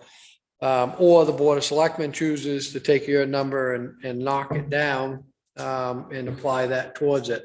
I've tried to get them to go the other way. They were spending $950. If you don't escalate based upon what the CPI is, then you're going to go backwards as to what you're spending. So, you know, that's why I try to get them to move forward on it by adding a little bit, a percentage every year towards that road infrastructure capital plan that way. So that way you're trying to stay ahead of the curve. When I got the scorecard on your roads, your scorecard basically puts your roads at about a 69, roughly. The life cycle is about 9.1 years, I believe, on the life cycle side of things. So really, years ago, you used to look at life cycle. If you were a type of situation, it was, you know, you were up there, you know, in the 90s, for an example, just like going to high school, you know, side of things. And, you know, we're at 69. So in the life cycle, when you were a student, was roughly in that 20 to 25 years that you were getting out of roads. We don't get that kind of life cycle out of our roads anymore because the degradation of asphalt and everything else that's happened in industry. So that's just part of it. You know, global warming they talk about with the rains and the heat and the sun, those types of things, that's all affected it. So now our life cycle of roads has gone down from 20, 25 years. Now they're down around the 15-year mark. So it's a whole different scorecard on roads, dealing mainly with pavement. That's where I'm using that number as far as on the paved surfaces. Gravel surfaces have very similar type of deterioration as well. So, Yeah, have you looked at this new asphalt surface that's, you know, very thin, Yep. but very durable? Yep. So we were going to do a large amount of $140,000 worth of asphalt rubber chip seal in town here as well. That's what got deferred because of the cost, not because of the treatment, but just because of the cost. We have such a large number of roads that have gone, when you look at that life cycle curve, that they've gone over the curve that would accept a asphalt rubber chip seal, because you have to have a good profile. If you don't have a good profile, then there's no Right. sense in putting the smaller thicker Right, layers right. on. So if you have a good profile, you can utilize that. That really does help extend life cycle 5 to 7 years. 7 years, yeah, So that helps out tremendously. right. So this year I spent a lot of money on trying to get roads back, get the profile back. And then we will then be able to then put this Right. rubberized chip seal on, which with that freeze and thaw is what kills us on our roads. That and bad Right. asphalt, in my opinion. It's not bad asphalt. Yeah. It's just that asphalt's gotten cheaped out over the years. When I did my first paving job in 2009, when I became a public works director, it was all what we called virgin asphalt, which was great product. It was like doing cement. It was just worked well. It had good oils in it and stayed. It didn't gray up, within 2 years. It took a few years for it. So now, because of all the recycled materials and the lower amount of liquid that's being applied into the asphalt, it doesn't have the same strength. It doesn't have the same flexibility, and it, gets faded out with the sun. The sun bakes it and dries it out even more. So you freeze and frost heaves, break it, crack it. That asphalt rubber chip seal, though, is like taking on a roof when you end up putting that ice and water shield on. It's the same, very similar type. It allows for flexibility, durability. So you'll see it. This rubberized chip seal. Yep. I'm from Massachusetts, and down there, they oiled the streets, or they put some sort of, Yep. The asphalt rubber and then they put the stone. red chips down over that, and you drove over to work it in. Now, is that what this is? Yeah, very similar to that. So they lay down that emulsion that's on there, which is basically tar and ground up rubber that's in there. That emulsion gets sprayed on, and then they drop the stone, which is a 3/8 fractured stone that's already been tumbled in liquid asphalt. So it's already basically black because it's coated with that. So it has a better bonding to that dropped into it, because everything's hot. And then they roll it. So they roll it with steel drum and rubber tire rollers, and then they sweep it afterwards. So that's the asphalt rubber. Some of the other chip seals, they used to be just a conventional chip seal. And that was, you saw that, it's more gray, more dusty. Doesn't have the same flexibility that the rubberized chip seal does. Rubberized chip seal, it has additional cost with it because of all the stuff that's in it, but it really lasts that much longer. What about, they go around, you look at all the roads, they're all black lines. Yeah, they got Some the roads crack seal. are mostly crack seal. Yeah. So does that have to be used with the chip seal, or? Yeah, we generally would crack seal everything at least the year before or right before, crack seal it, and then put the rubberized chip seal to it. So you have to come by the next year and then crack seal over the chip seal, or is that? Nope, after you've crack sealed it and then you put that rubberized chip seal over it, the next treatment that would probably happen to that road would be, you could do another asphalt rubber chip seal over it, but generally you would overlay it, put one layer of asphalt on top of it, roughly 1.5 inches of asphalt over it. I like that myself because it's like taking a rubber membrane and putting it in between two solids, so that when you think of that freeze and thaw, it has more flexibility in it. You don't get the full crack all the way down through. Once it cracks all the way down through to the sub base and the water gets in there, that's what ruins a road. So trying to plug it up as soon as you can. So right now, what's happening with the asphalt is that you're crack sealing it generally within 2 years of actually laying down brand new asphalt, which used to be 5 to 7 years you crack seal it. Now, because of the bad pavement, in my opinion, I can everybody else be mad at me for saying that, but that's the way it is. But these are the types of treatments you do to extend that life out, so you don't have to grind it up and start all over again. You grind up and start all over again. That's when it costs you money. Okay, so we'll give some more consideration, Scott, to that the, the road construction and see where we're at. But that's great commentary and I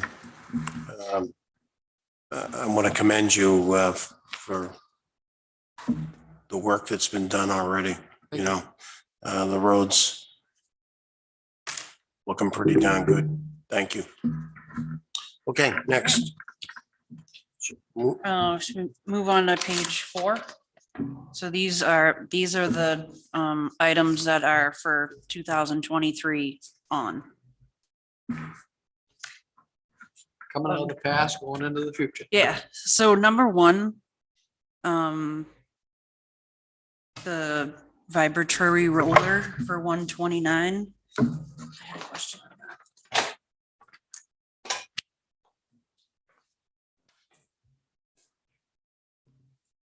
I did not have a question on that one. How is that roller working right now? It's working pretty well. We did a repair on it actually at the end of the season last year. We were fortunate enough to find parts for it. It's a military surplus roller that Ken was able to acquire. So got that pretty inexpensive, needless to say. So that's been one of the repairs. We were able to get parts for it, so we did repair it.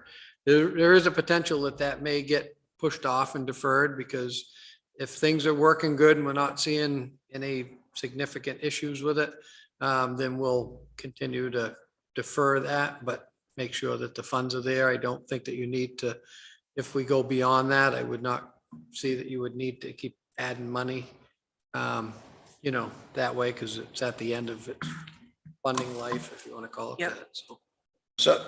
So let me ask you a question on that kind of a vibratory roller, which is a gravel dirt roller. It's not a asphalt roller, Correct. correct? And it's vibratory roller. How many months out of the year is it used? Oh, it's probably used collectively during the summer season, of course. You don't use it in the winter. But we probably use that. I would guess that we're probably, out of the whole summer, you might use it for maybe 30 days. I was gonna say a month and a half. Yeah. 30 days. We used to, for an example, when I used to rent one of those, we used to rent it basically, because we did it in two waves. In other words, you generally end up doing a major grading of all your roads in the spring of the year. So you would grade them, gravel them, roll them, and then put the dust control to them. So that would be one wave of it. Takes about 2.5 weeks in order to grade up 26 miles of gravel road. And we're at the point now where we're pretty close that we need to be considering doing that again. We touch them up in between, but we'll end up doing another regrade here generally in September to get them ready for winter.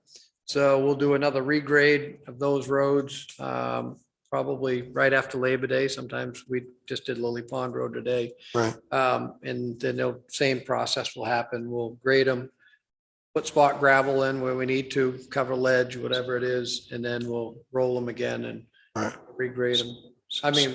And treat them with dust control. So my point is, okay, basically it's 2 months out of the year. Yep. Right? Yep. And we're buying a unit for that. Right. Would it not be better for us to rent? Well, the difficult part about renting sometimes is that when you need it, it's not available. So that's the reason why, like this one has it's forecasted in here at a 20-year life cycle for that type of piece of equipment, which I would think that, the unit that we actually have now, trying to think what the year of it is, it's a 95. 95. So, we've already gone beyond that. Oh, yeah. And to be honest with you, as long as it's cared for, that would be the case. you Yeah. know. So for an example, the town of Meredith, Holton Borough, they own theirs, they buy them and then they keep them for 25, 30 years, whatever it takes to, as long as you can still get parts for them, then you tend to continue to run them and that way. So it's, when you look at the overall investment and then first, renting it, I guess you have to kind of weigh that out, but Yeah. it's availability of when you need it. So everybody generally grades all their roads at the same time. So for an example, in New Durham, they only have 10 miles of road, gravel road. So they don't have a vibratory roller. So what they would do is they would borrow Farmington's or they would borrow Alton's, for an example, and if they could. But once again, everybody usually grades at the same time, don't have that luxury. Well, I would really, having been in that business my entire life, availability in finding those, you just need to search it out and give advance notice, and, the rental companies today are dying to do business with the towns. So Yeah, and I I would- mean, that may be something for the future that would be considered. I would really, because of the non-usage, okay, I'd hate to see us go buy another roller, It's the same thing with our asphalt roll, for an example. Yeah. The same situation there. I mean, we have one, they've had it for years. That's a pretty old unit. Right now, we can't get parts for it, so it doesn't charge. The battery doesn't charge because it had an old regulator type setup with it. We can't get that part any longer. So, it causes us, we have to charge the battery to make sure that it's gonna get it through whatever project we have. But once again, it's one of those things, we only use it for certain types of applications. That's Yeah. how it ends up working. Well, I'd ask you to take a hard look at that, okay? If you Yeah, I would. mean, once again, it's in the schedule because it was there previously. I'm not saying that we're gonna go out and buy one, so. Okay, May not. So that, some of that money that may be left in there might come up for the rainy day situations that you mentioned earlier with these other pieces of equipment that, so do you think we could move that out? Oh, yeah. Move it out? yeah, you can move it out. You don't have to add any more money to the fund. You can push it out. I'm talking about the roller. Yeah. Can I move that roller further out? Yeah, I mean, Sure. I wouldn't, just because it's in the schedule, understand that I just don't go spend the money. Just so you know, but you can keep it on the radar. Number is that one? Just don't add any more money. So to that's it. HD 15, Where is it? HD 15. Yep, on page 5.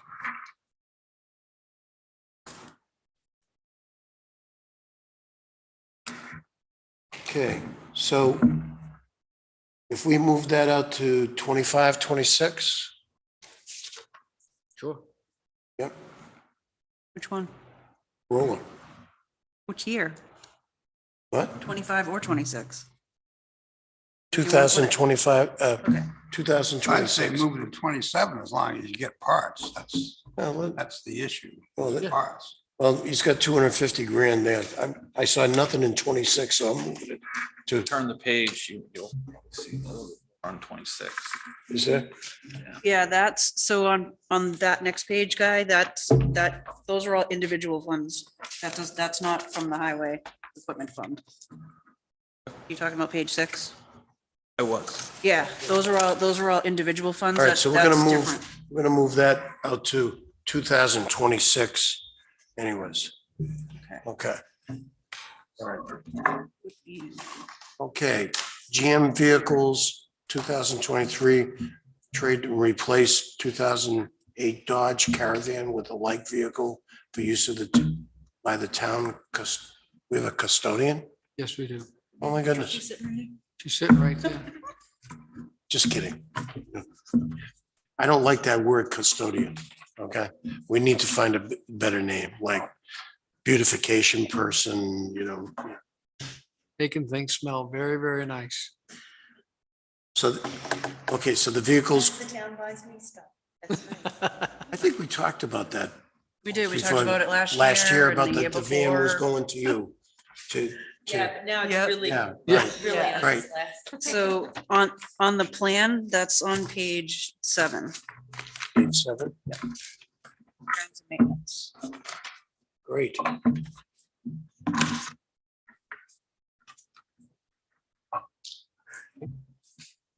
Any questions on that from the board? No? Cool. Moving right along. We can check that one because we just talked about that road Road construction construction, moving right along. and gravel crushing. Gravel crushing, we Touched already, upon that. we Yep. did that one. Moving right along. Next. Resurfacing recommendation. So that's That's on the Bay parking lot. new. I have already broached this subject with the Board of Selectmen as a plan to try to work that with the property owners down there because there's private property also in the Bay Area down there where the Winnipesaukee Pavilion condominiums are, and also Moran Insurance, and then several other storefront businesses Yeah. that do own part of the parking lot as well. So the idea would be to be able to deal with the parking lot overall. Needs to be the parking lot from Moran Insurance to the diner, for an example, is in bad shape and really needs to be, ground up and then put back down. Would be milled and then repaved back in. Well, the idea is based upon the square foot cost would be to work with those businesses down there to contribute to the project to take care of that. The other part of the project is the rest of the Bay parking lot going down from Moran Insurance, which is all town, all the way down to the Alton Bay Community Center, the old train station down at that end. So that part of the parking lot is at a point where it should be resurfaced, but to resurface it, it really should be milled down in order to resurface it, to tie it into the existing drainage and not have to, reset all the basins in that situation there. It really just should be milled and filled, as we call it. So we have gotten prices to do that. The Board of Selectmen has just basically given me the okay to move forward with the sidewalk project at the bay itself, which will be to remove all the brick sidewalk in the bay and then put that all back in with stamped brick sidewalk the entire bay and reset all curbing down there, pull and reset it, and go ahead and put in stamped concrete throughout the whole bay area that has a brick. So it'll look like brick, but it will be easier to seal and maintain overall.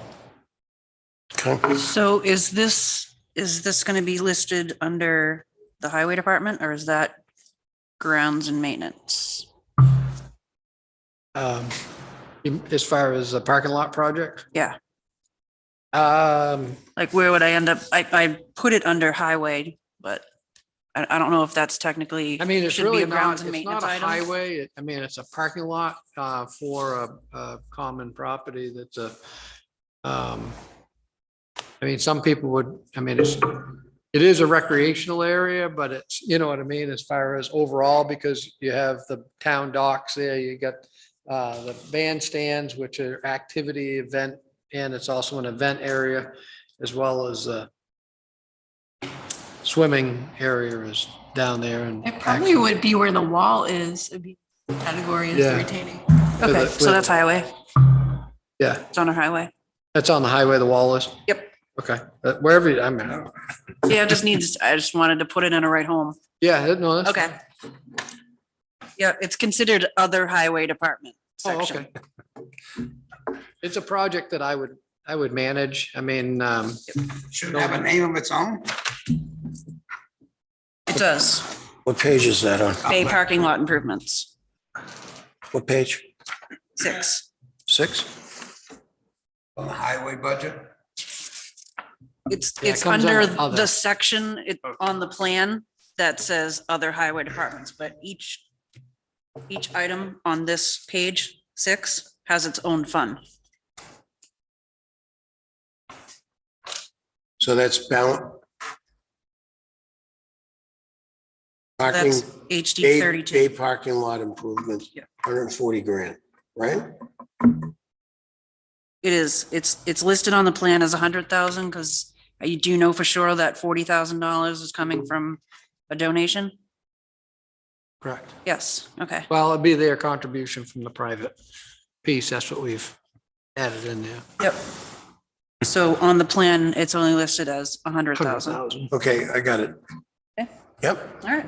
And that's That's a only new if- fund, so If the that's, people that's down there new. want to there's nothing, contribute. right. If that's they totally do, new. hopefully they do. And if they, If they don't, then they're gonna have a pretty bad parking lot. We're gonna have I'll end up doing, basically Oh, so going that's- across the middle of that and filling it and paving how it does in. does the town own like half of that strip in front of the pavilion? Virtually that, you know how that parking lot goes into kind of like a V because that's how the drainage goes. Yeah. Is it pretty much where that center piece is there is where the town's portion is. So we own out towards Route 11, everything inboard is all the private folks. Okay, so you would repave that and leave that. That's what I don't want to do because you know what happens in your business. and Well, you don't- actually, with the pavilion, they can just put a special assessment on that, but I'm thinking like the diner. Right. Yeah, the people that own the And Moran. the corner store, the diner, and then the little shop in between, apparently that's all the same 2025, owner. 26 But you I don't know think, about the shop, but the diner and the corner store. Yeah. you think and then- 40,000 with all those, really not that much extra money for them to have a nice parking And lot. Moran Insurance has a pretty good frontage there.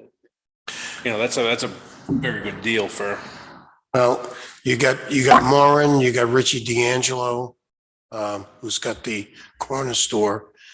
He's pretty reasonable, okay, in terms of, I don't know about the Winnipesaukee condos. I don't know anybody there, but it would seem to me that they would, but There's different principal owners at that facility that own multiple, there's one person that owns multiple units and then there's some individual owners from what I understand. So I've gotten all the names from different people have helped me out with, owners to talk to. So I wanted to get permission from the board to initiate. So, over the fall, I'll work to initiate that conversation and see if I can, that they can plan and see if they can put that into their capital planning to put the project together. so I can help you with two of them. Okay. Just let me know and we can go down and when the board gives you permission, Yeah, they've given me permission to. they have. Anytime, if you're able to With help foster some of with those meetings. Moran, I know him pretty well Yep. and Richie D'Angelo, I know pretty well. Yeah, More than happy to go down and talk to you about it. And if they want to shoot me, they can shoot me, and not you. no, but Because right now you're more valuable to the I town. believe in trying to collaborate and make it work. Yeah, I'm sure, again, I just don't know the place in between, you know? Okay. 6, 2020 GM vehicles and equipment. Yep. Replace 2015 pickup truck, replace it with 1-ton flatbed truck, okay? 2025, 6. Anybody, if somebody stop me if anybody's got any questions. Okay. Anybody on that one? No? Number 6. Alton Community Center.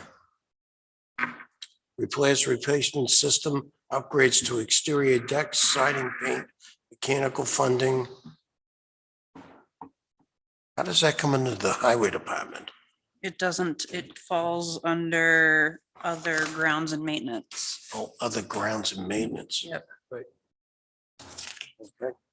So with the whole, It's on page take, 7 on the plan. with the whole, Public Works group I got it. that comes in. So Kelly and I work together on that because she oversees and manages the buildings and the usage of the buildings and, Right. she's, her and all the staff, we all talk about the different Right. things that are happening with it. So, Okay, right now we have 25 grand in the capital reserve, right? Am I reading that right? 25, yeah, 25,710. Yep. Okay. And you guys are looking for 100 grand on that, okay? yeah, we've estimated based upon, and And once again, it's a historical building, so there can be different facets with it, but we need to start somewhere. And we know that there's some things that are aging on the building itself. We've already, Gabby can tell you, she's done a lot of little things there to try to, do what we can to try to preserve it and keep it in order, but it's gonna need some more TLC. Okay, And did they have like grants for historical properties? Yeah, there is some different things that are out there. I Yes, think it, that will help maybe. no. Historic preservations. Sometimes you can get some of those, they can be a matching grant. Yeah, there's the New Hampshire Preservation Alliance. That's it. see, maybe somebody could take a look into that. Yeah, and there's L-chip. Sometimes they. Any questions from anybody? Roger, you okay?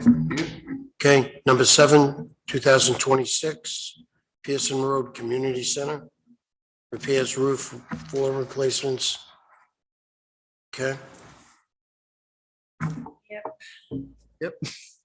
It's bad.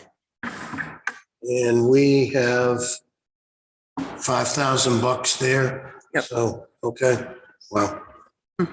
All right, You'll find now that you're gonna get into some pricey stuff because things, it's been to kick the can down the road on buildings that I found so far on, see a major renovation going on here, but there's other funds that are helping out with this project versus well, capital. what you've done here is given us something to work with in terms of spreading out the costs to get it to those to the number that you're going to need. Right. Have you thought about inflation too and CPI? So what my experience has always been with capital improvement committees is that every year there should always be a compounded escalator that's added to whatever the contribution is. So, and I think, I don't know, Jessica, do you do that already anyways? I don't on any of this stuff, no. Okay. But She I hasn't done know, like, for an example, when I was in Moltenboro and also in New Durham, what we did is we took that, what you allocate or you project based upon your amortization of that number. And then there was always a number down below that we would then take in that Excel spreadsheet and say, we did it consistently with one number, whether it be 5% or it was 7% or whatever that was, it was added to those numbers all the time. You'll notice in this whole plan that there's been some changes in some numbers. I worked with Jessica to take a look at a lot of like vehicles and vehicle costs, because we've seen those increases that have happened. We've taken a regular plow truck that we would buy and because of everything that's happened in the world, it's now added $30,000 to $40,000 in that cost, which is astronomical. We never would see such an increase in that in just 1 year, but that's what's changed it. So I had to go back in through here and change a lot of values of replacement on equipment. Okay. Questions, anybody? No? Okay. Solid waste facility, building 60 by 100.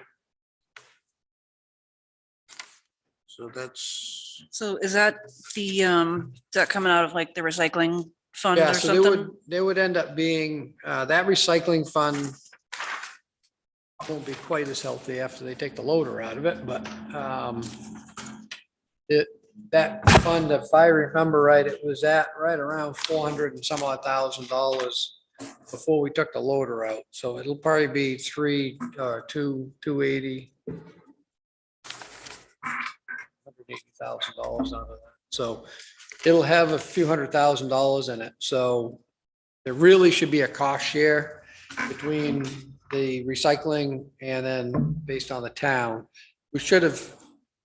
We probably should have done the same thing with the loader, because the loader is used for a lot of recycling up there, but it's also used for a lot of other things that are not covered by fees and or recycling. But there's probably a percentage there that probably 75% should come from the recycling fund or fee account that goes into that money. So when people go up there and pay disposal fees and or we get recycling fees back, that all goes into that revolving fund. To Where did help you put offset this? some of these expenses. What page? So it's on page 10. Yeah. And it looks as if that 1.2 is coming out of the CRF. It needed a place to live for now. Yeah, I think if you may end up putting a footnote or something there, just as recycling. Yeah, yeah. Is it the recycling revolving fund? Is that what that's Yeah. called? Sure, that's what they.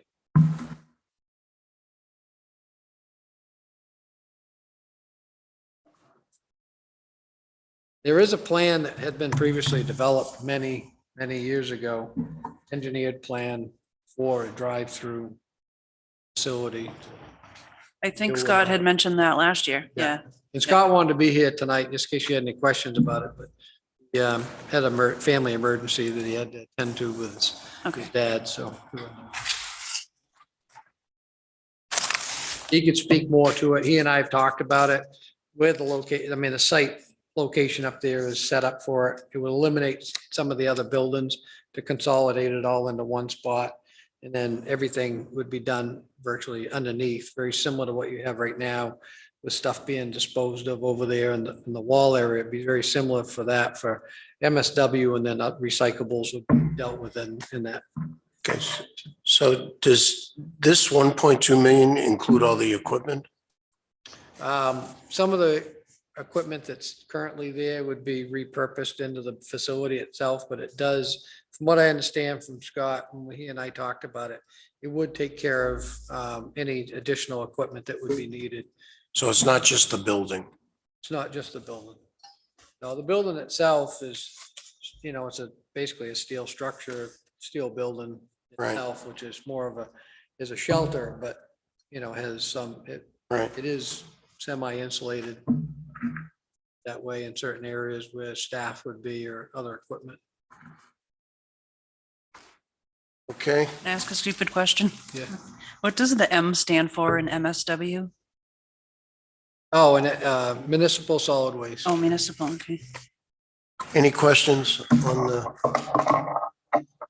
facility? That one's going to be a interesting discussion on that one. Okay. Public Works Facility. That's part of the current ongoing facilities committee. Now that the town has to look at a public works facility and a fire station or fire public safety type complex. So that's in the works. I've estimated the cost at $5.1 million for the public works facility that brings in all of the public works departments in under one roof. So in other words, all their equipment, all of their needed workspace, all of their administrative office space would all come into under one facility itself. And all of our maintenance and mechanical operations would be in that same facility. And again, it sits on the plan out in 2026, just as a placeholder, but it technically isn't coming out of a CIP. Yeah, I Per mean, this se. would be I'll be honest with you, it'd be a bonded project. Yeah. I would recommend to this committee, though, to be allocating funds so that into continue to contribute towards I think it's called the highway garage. That's the Improvement. highway building improvements. Yeah, So that that's was it. going to be my next question is, would that really come out of the Yeah, so highway? we've kind of talked about it a Building little bit, improvement. at least with the town administrator, because there's going to be some cost in this whole development of programming for the project to get any kind of see if this number is even realistic. So we're going to end up having to consult with, somebody as far as an architect and that kind of thing to put together some of the space, how that's calculated out and figure that piece out. So the idea was to contribute towards the existing funds. A fire department as a fire department, improvements and replacement. I think ours just says improvements. I think it Yeah, it's just looked at the improvements. definition of when the warrant article was created. Right. Appeared that it would support that type of activity that way. Okay. So that answers that. When you were looking at that, Scott, how much square footage were you thinking in terms of the building size? I wish I brought the. I don't know that I have it here, but it was, it's big. I can tell you that. If you looked at the facility that we have now, which is I think now what the size of that is, 70 by 120 or something. So the idea is to get all of our fleet vehicles that are used for, if you want to use this as for winter maintenance operations. The idea is to get a garage facility that's heated, that you can get all of your winter maintenance equipment into. And then other equipment can be in what we would call cold or sheltered storage. So in other words, for an example, that grader right now sits outside. If that could be in a sheltered cold storage because it's not used all the time year round, very similar to the excavator.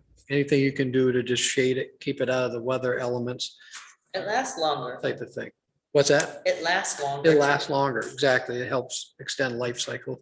So that's basically what we looked at for an example. So I wish I'd brought it with me. It's like 180. I mean, there's different configurations that you can do.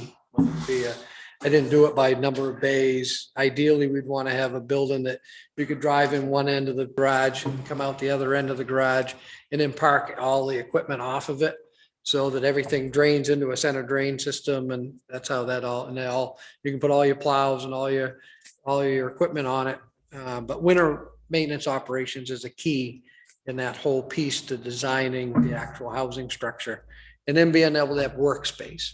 So you would need to allocate space enough for a workshop for grounds and maintenance, a workshop for water, so that they could have an area to have workbenches and be able to construct the different valves and things that they put together.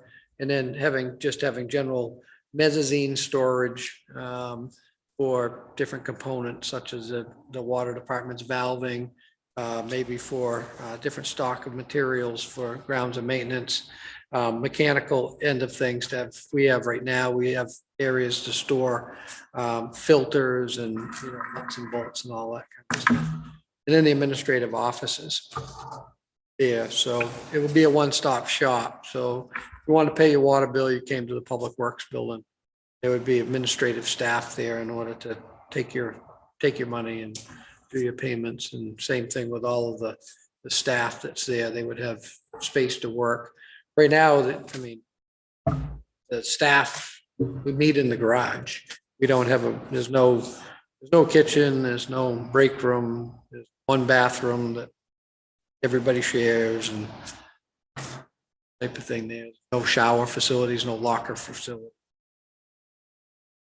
And it's not separated. So in other words, when you start a diesel truck up in the garage, there's no exhaust system that vents it to the outside. And you could have a guy sitting there eating his lunch or having his breakfast, depending on what's going on. It's not ideal work environment. Work safe, clean. That's a reason for looking at it. But basically you're looking at what was the dimensions that Scott had? He had a building that was 100 by 60. We would basically be looking at something that was probably close to being, probably 180 by 80 or something like that. It's pretty good size. We have 6 large plow trucks. We end up having another 3 mid-sized 1.5-ton size trucks, and then we have a fleet of pickup trucks. So I mean, it's not huge, but it's big enough to get all that stuff in under.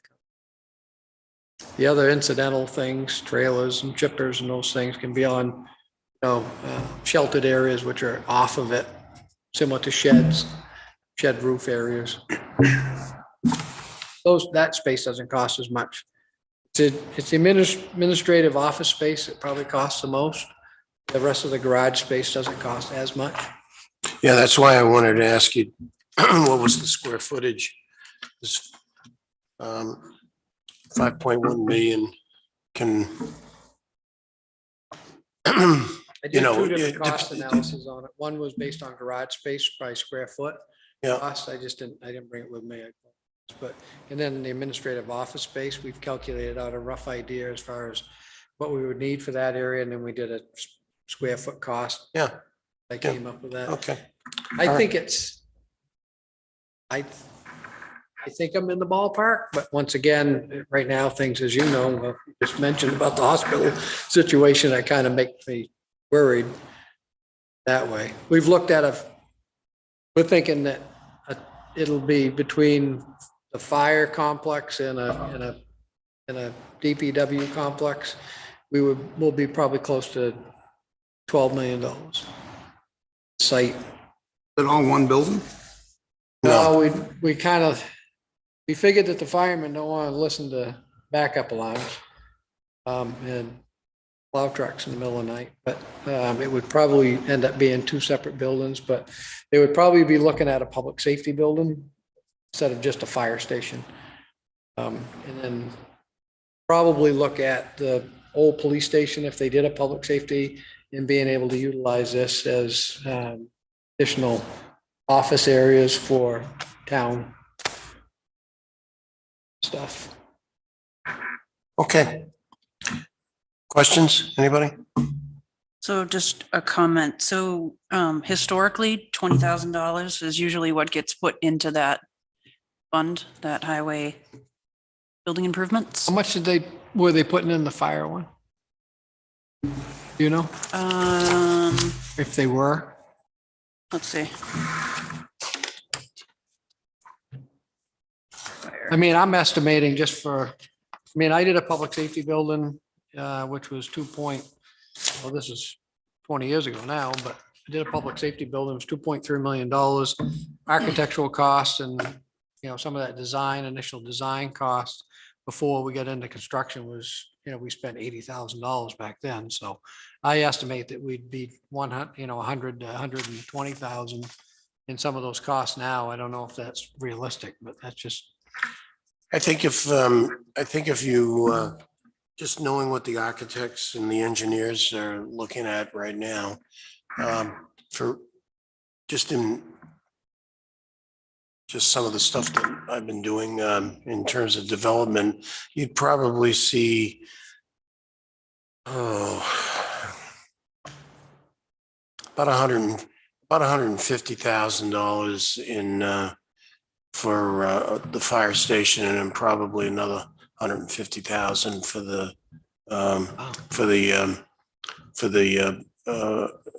building, if they were two separate buildings. If you did one building, which I have a hard time imagining one building, Roger, for fire and highway because of the different functions. Problem imagining $150,000 to buy a steel building. Yeah.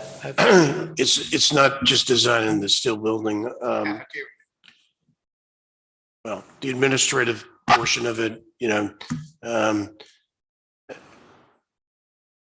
but believe me, I bet you I'm close. Okay, We've already reached out to one group there to come up with some rough cost for us, so we'd have some idea. So as soon as we get that back, we may be able to look at that.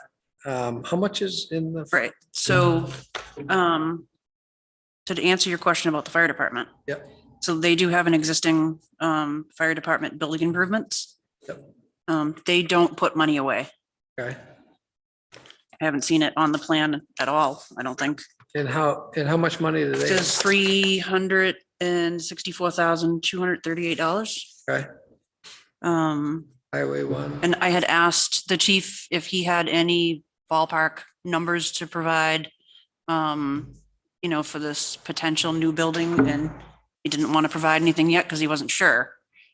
So same thing with this 5.1.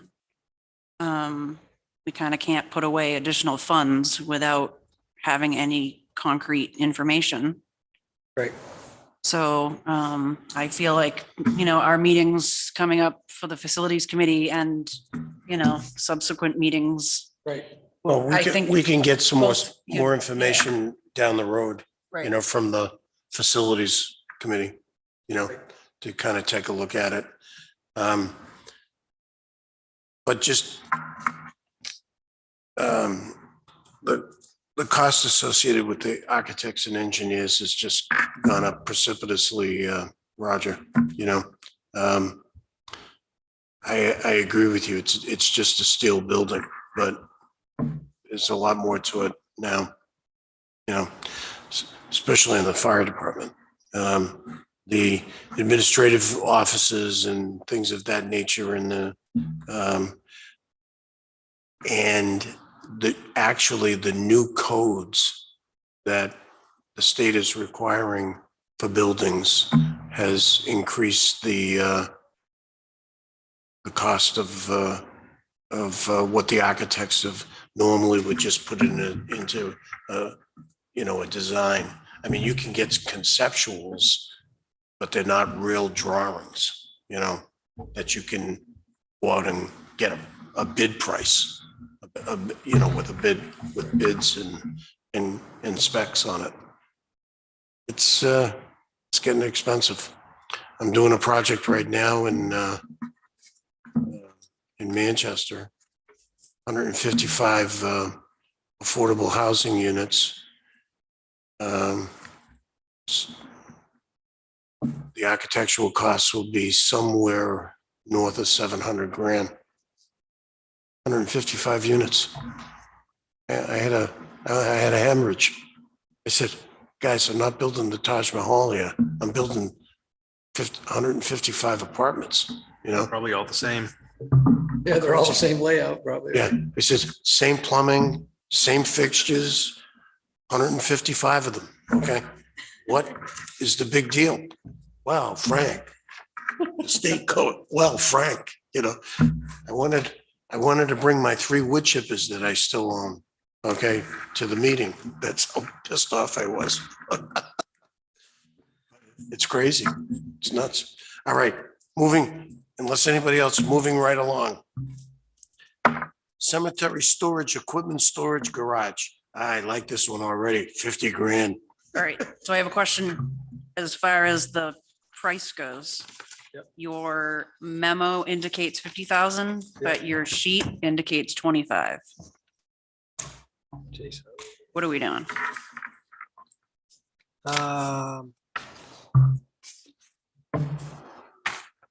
Oh, It's 2 buildings. But on the memo, it says oh, 50,000. Memo, it says 50.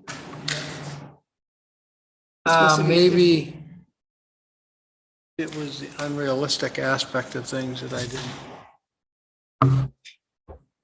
I noticed that. Right. Yeah, I can go back and double check that. We looked at it, but basically what we were looking to do was to add that storage area, that would be cold storage.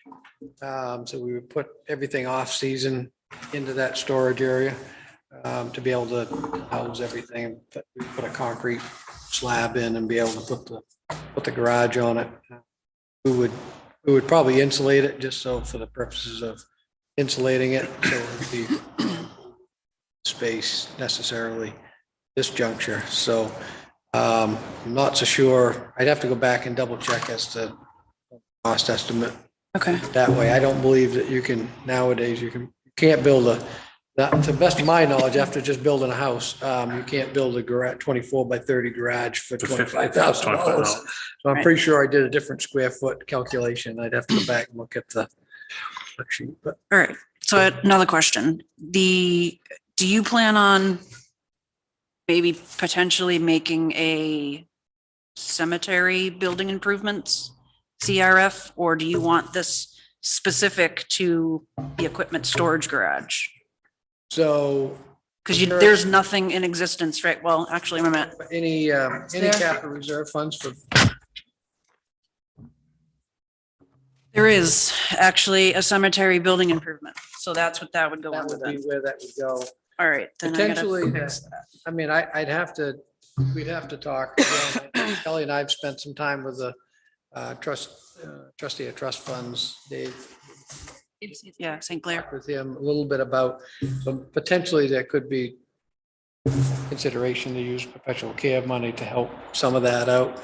But once again, we'd have to look at it. Okay, so I'll just update that on the plan. It'll look a little different next time. So Scott, I have a question. 2026 seems to be a pivotal, Busy year. busy year. Are you retiring at that point? Okay, because, we're spending an awful lot of money on 2000. Maybe close. I'm here under a 5-year contract, so. I was just curious because, were you thinking maybe somebody else was going to do this?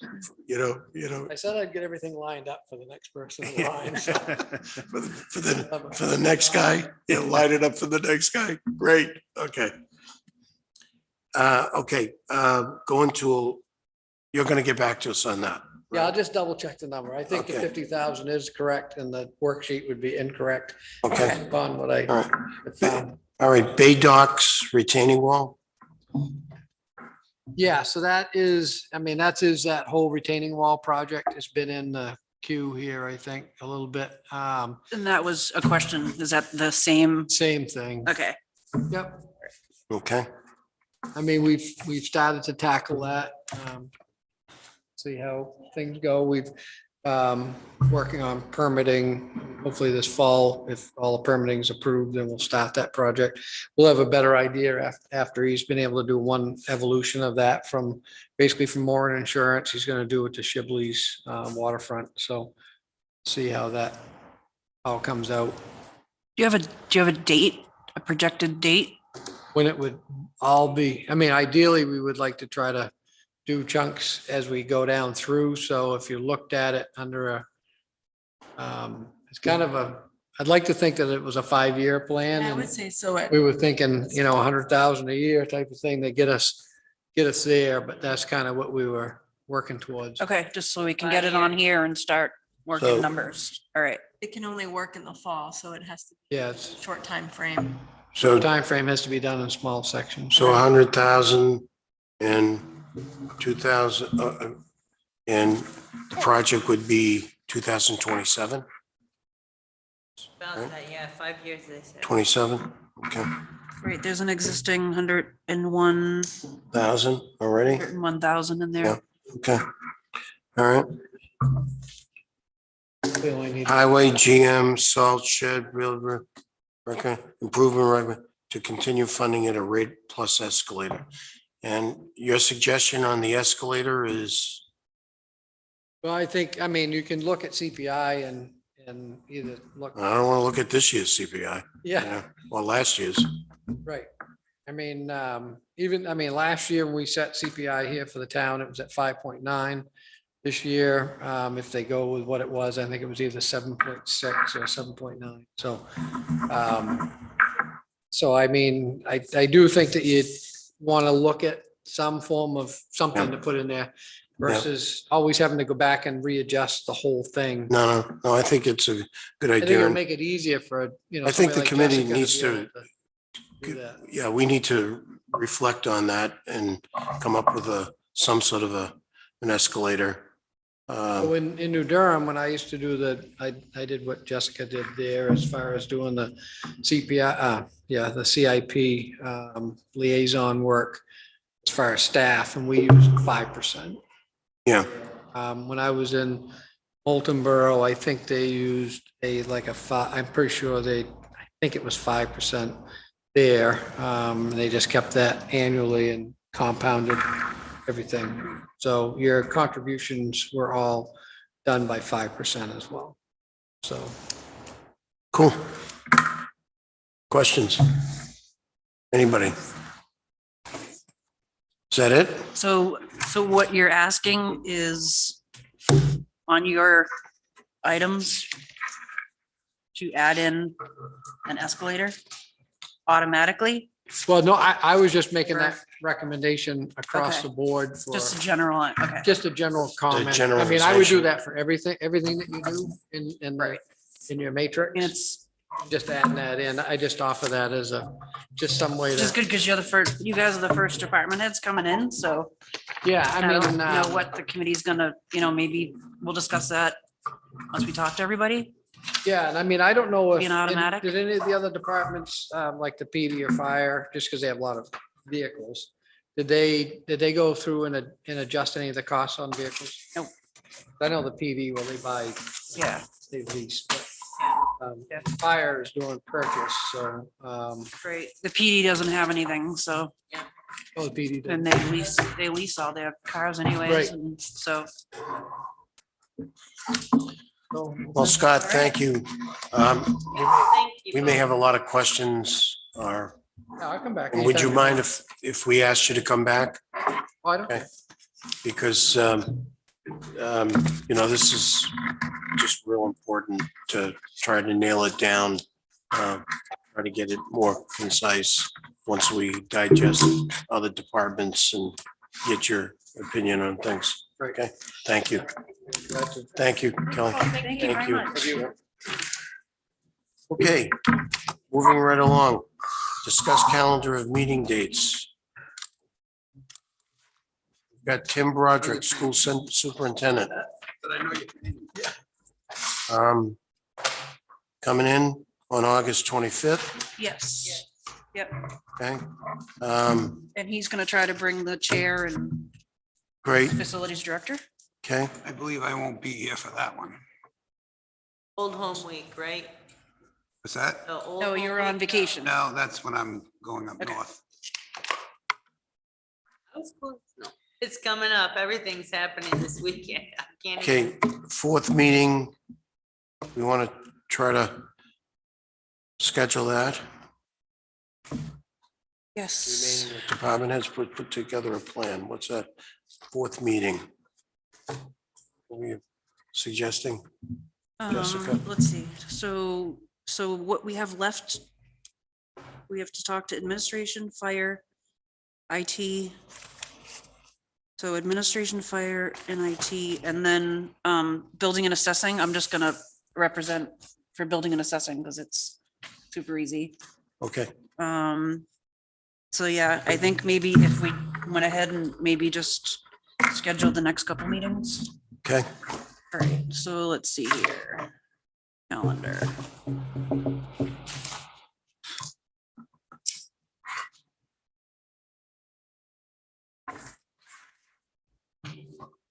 So we got August 25th. Yep. And then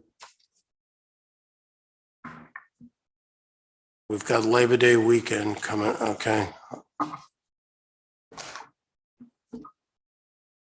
August, So we're looking into September because I'm on vacation the last week of okay. August. How does everybody's week of September 5th look? Let's see.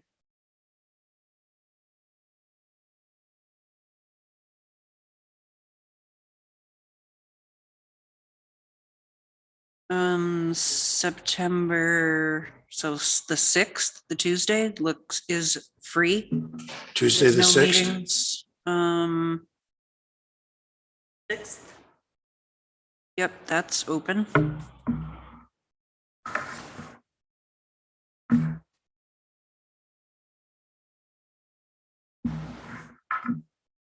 And Okay. Is that okay with everybody? Roger? Fine with me. Okay with you, hon? Yeah? Okay, Fine with me. great. And how about? Okay. do you have anything else we'll do another one in September? I think we should try to have one. How about the 27th? I won't be around. You won't? Okay, I'm pretty much gone. I'm taking a vacation. It's gonna be like the 21st to like the beginning of October. That's a good one. And what about the week before that? how about the week of the 19th? How about, That's what I he was can just do saying. Wednesday or Thursday. So he's gone. He's gone Wednesday. week. From Wednesday on. Wednesday on? What about the week before that?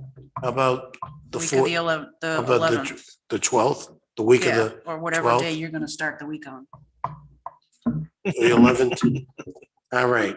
How about the week of the 11th? 12th? Let's see. How about we do the 13th and the following Tuesday? You guys okay with that? Or the following Wednesday? So I have a I- meeting I that don't Wednesday really night. mind. Yeah. I have a meeting on the 14th, How about the like my own personal 13th? meeting. The 13th 13th? is, looks like that's open. So done. So September 13th? September 13th. Okay. Okay, Okay, cool? Yep. Great. sounds good to me. All right, thank you. Okay, and you're gonna work on getting those heads, those other Sure. departments, right? Yep. Okay. Okay, public input. Is there anybody in the audience that would like to speak? They all went home. Hearing none, seeing none. I'm closing public input. They like to complain, but they don't want to put input. Any questions, comments, or further discussion from the board? I'll entertain an adjournment. Motion we adjourn. I need someone to motion it. He seconded it, I motioned it. Yeah. Second? You motioned? You second? I Or you motioned, he seconded. second? Oh, whatever. Okay, We're done. great. Thank you very much, everybody.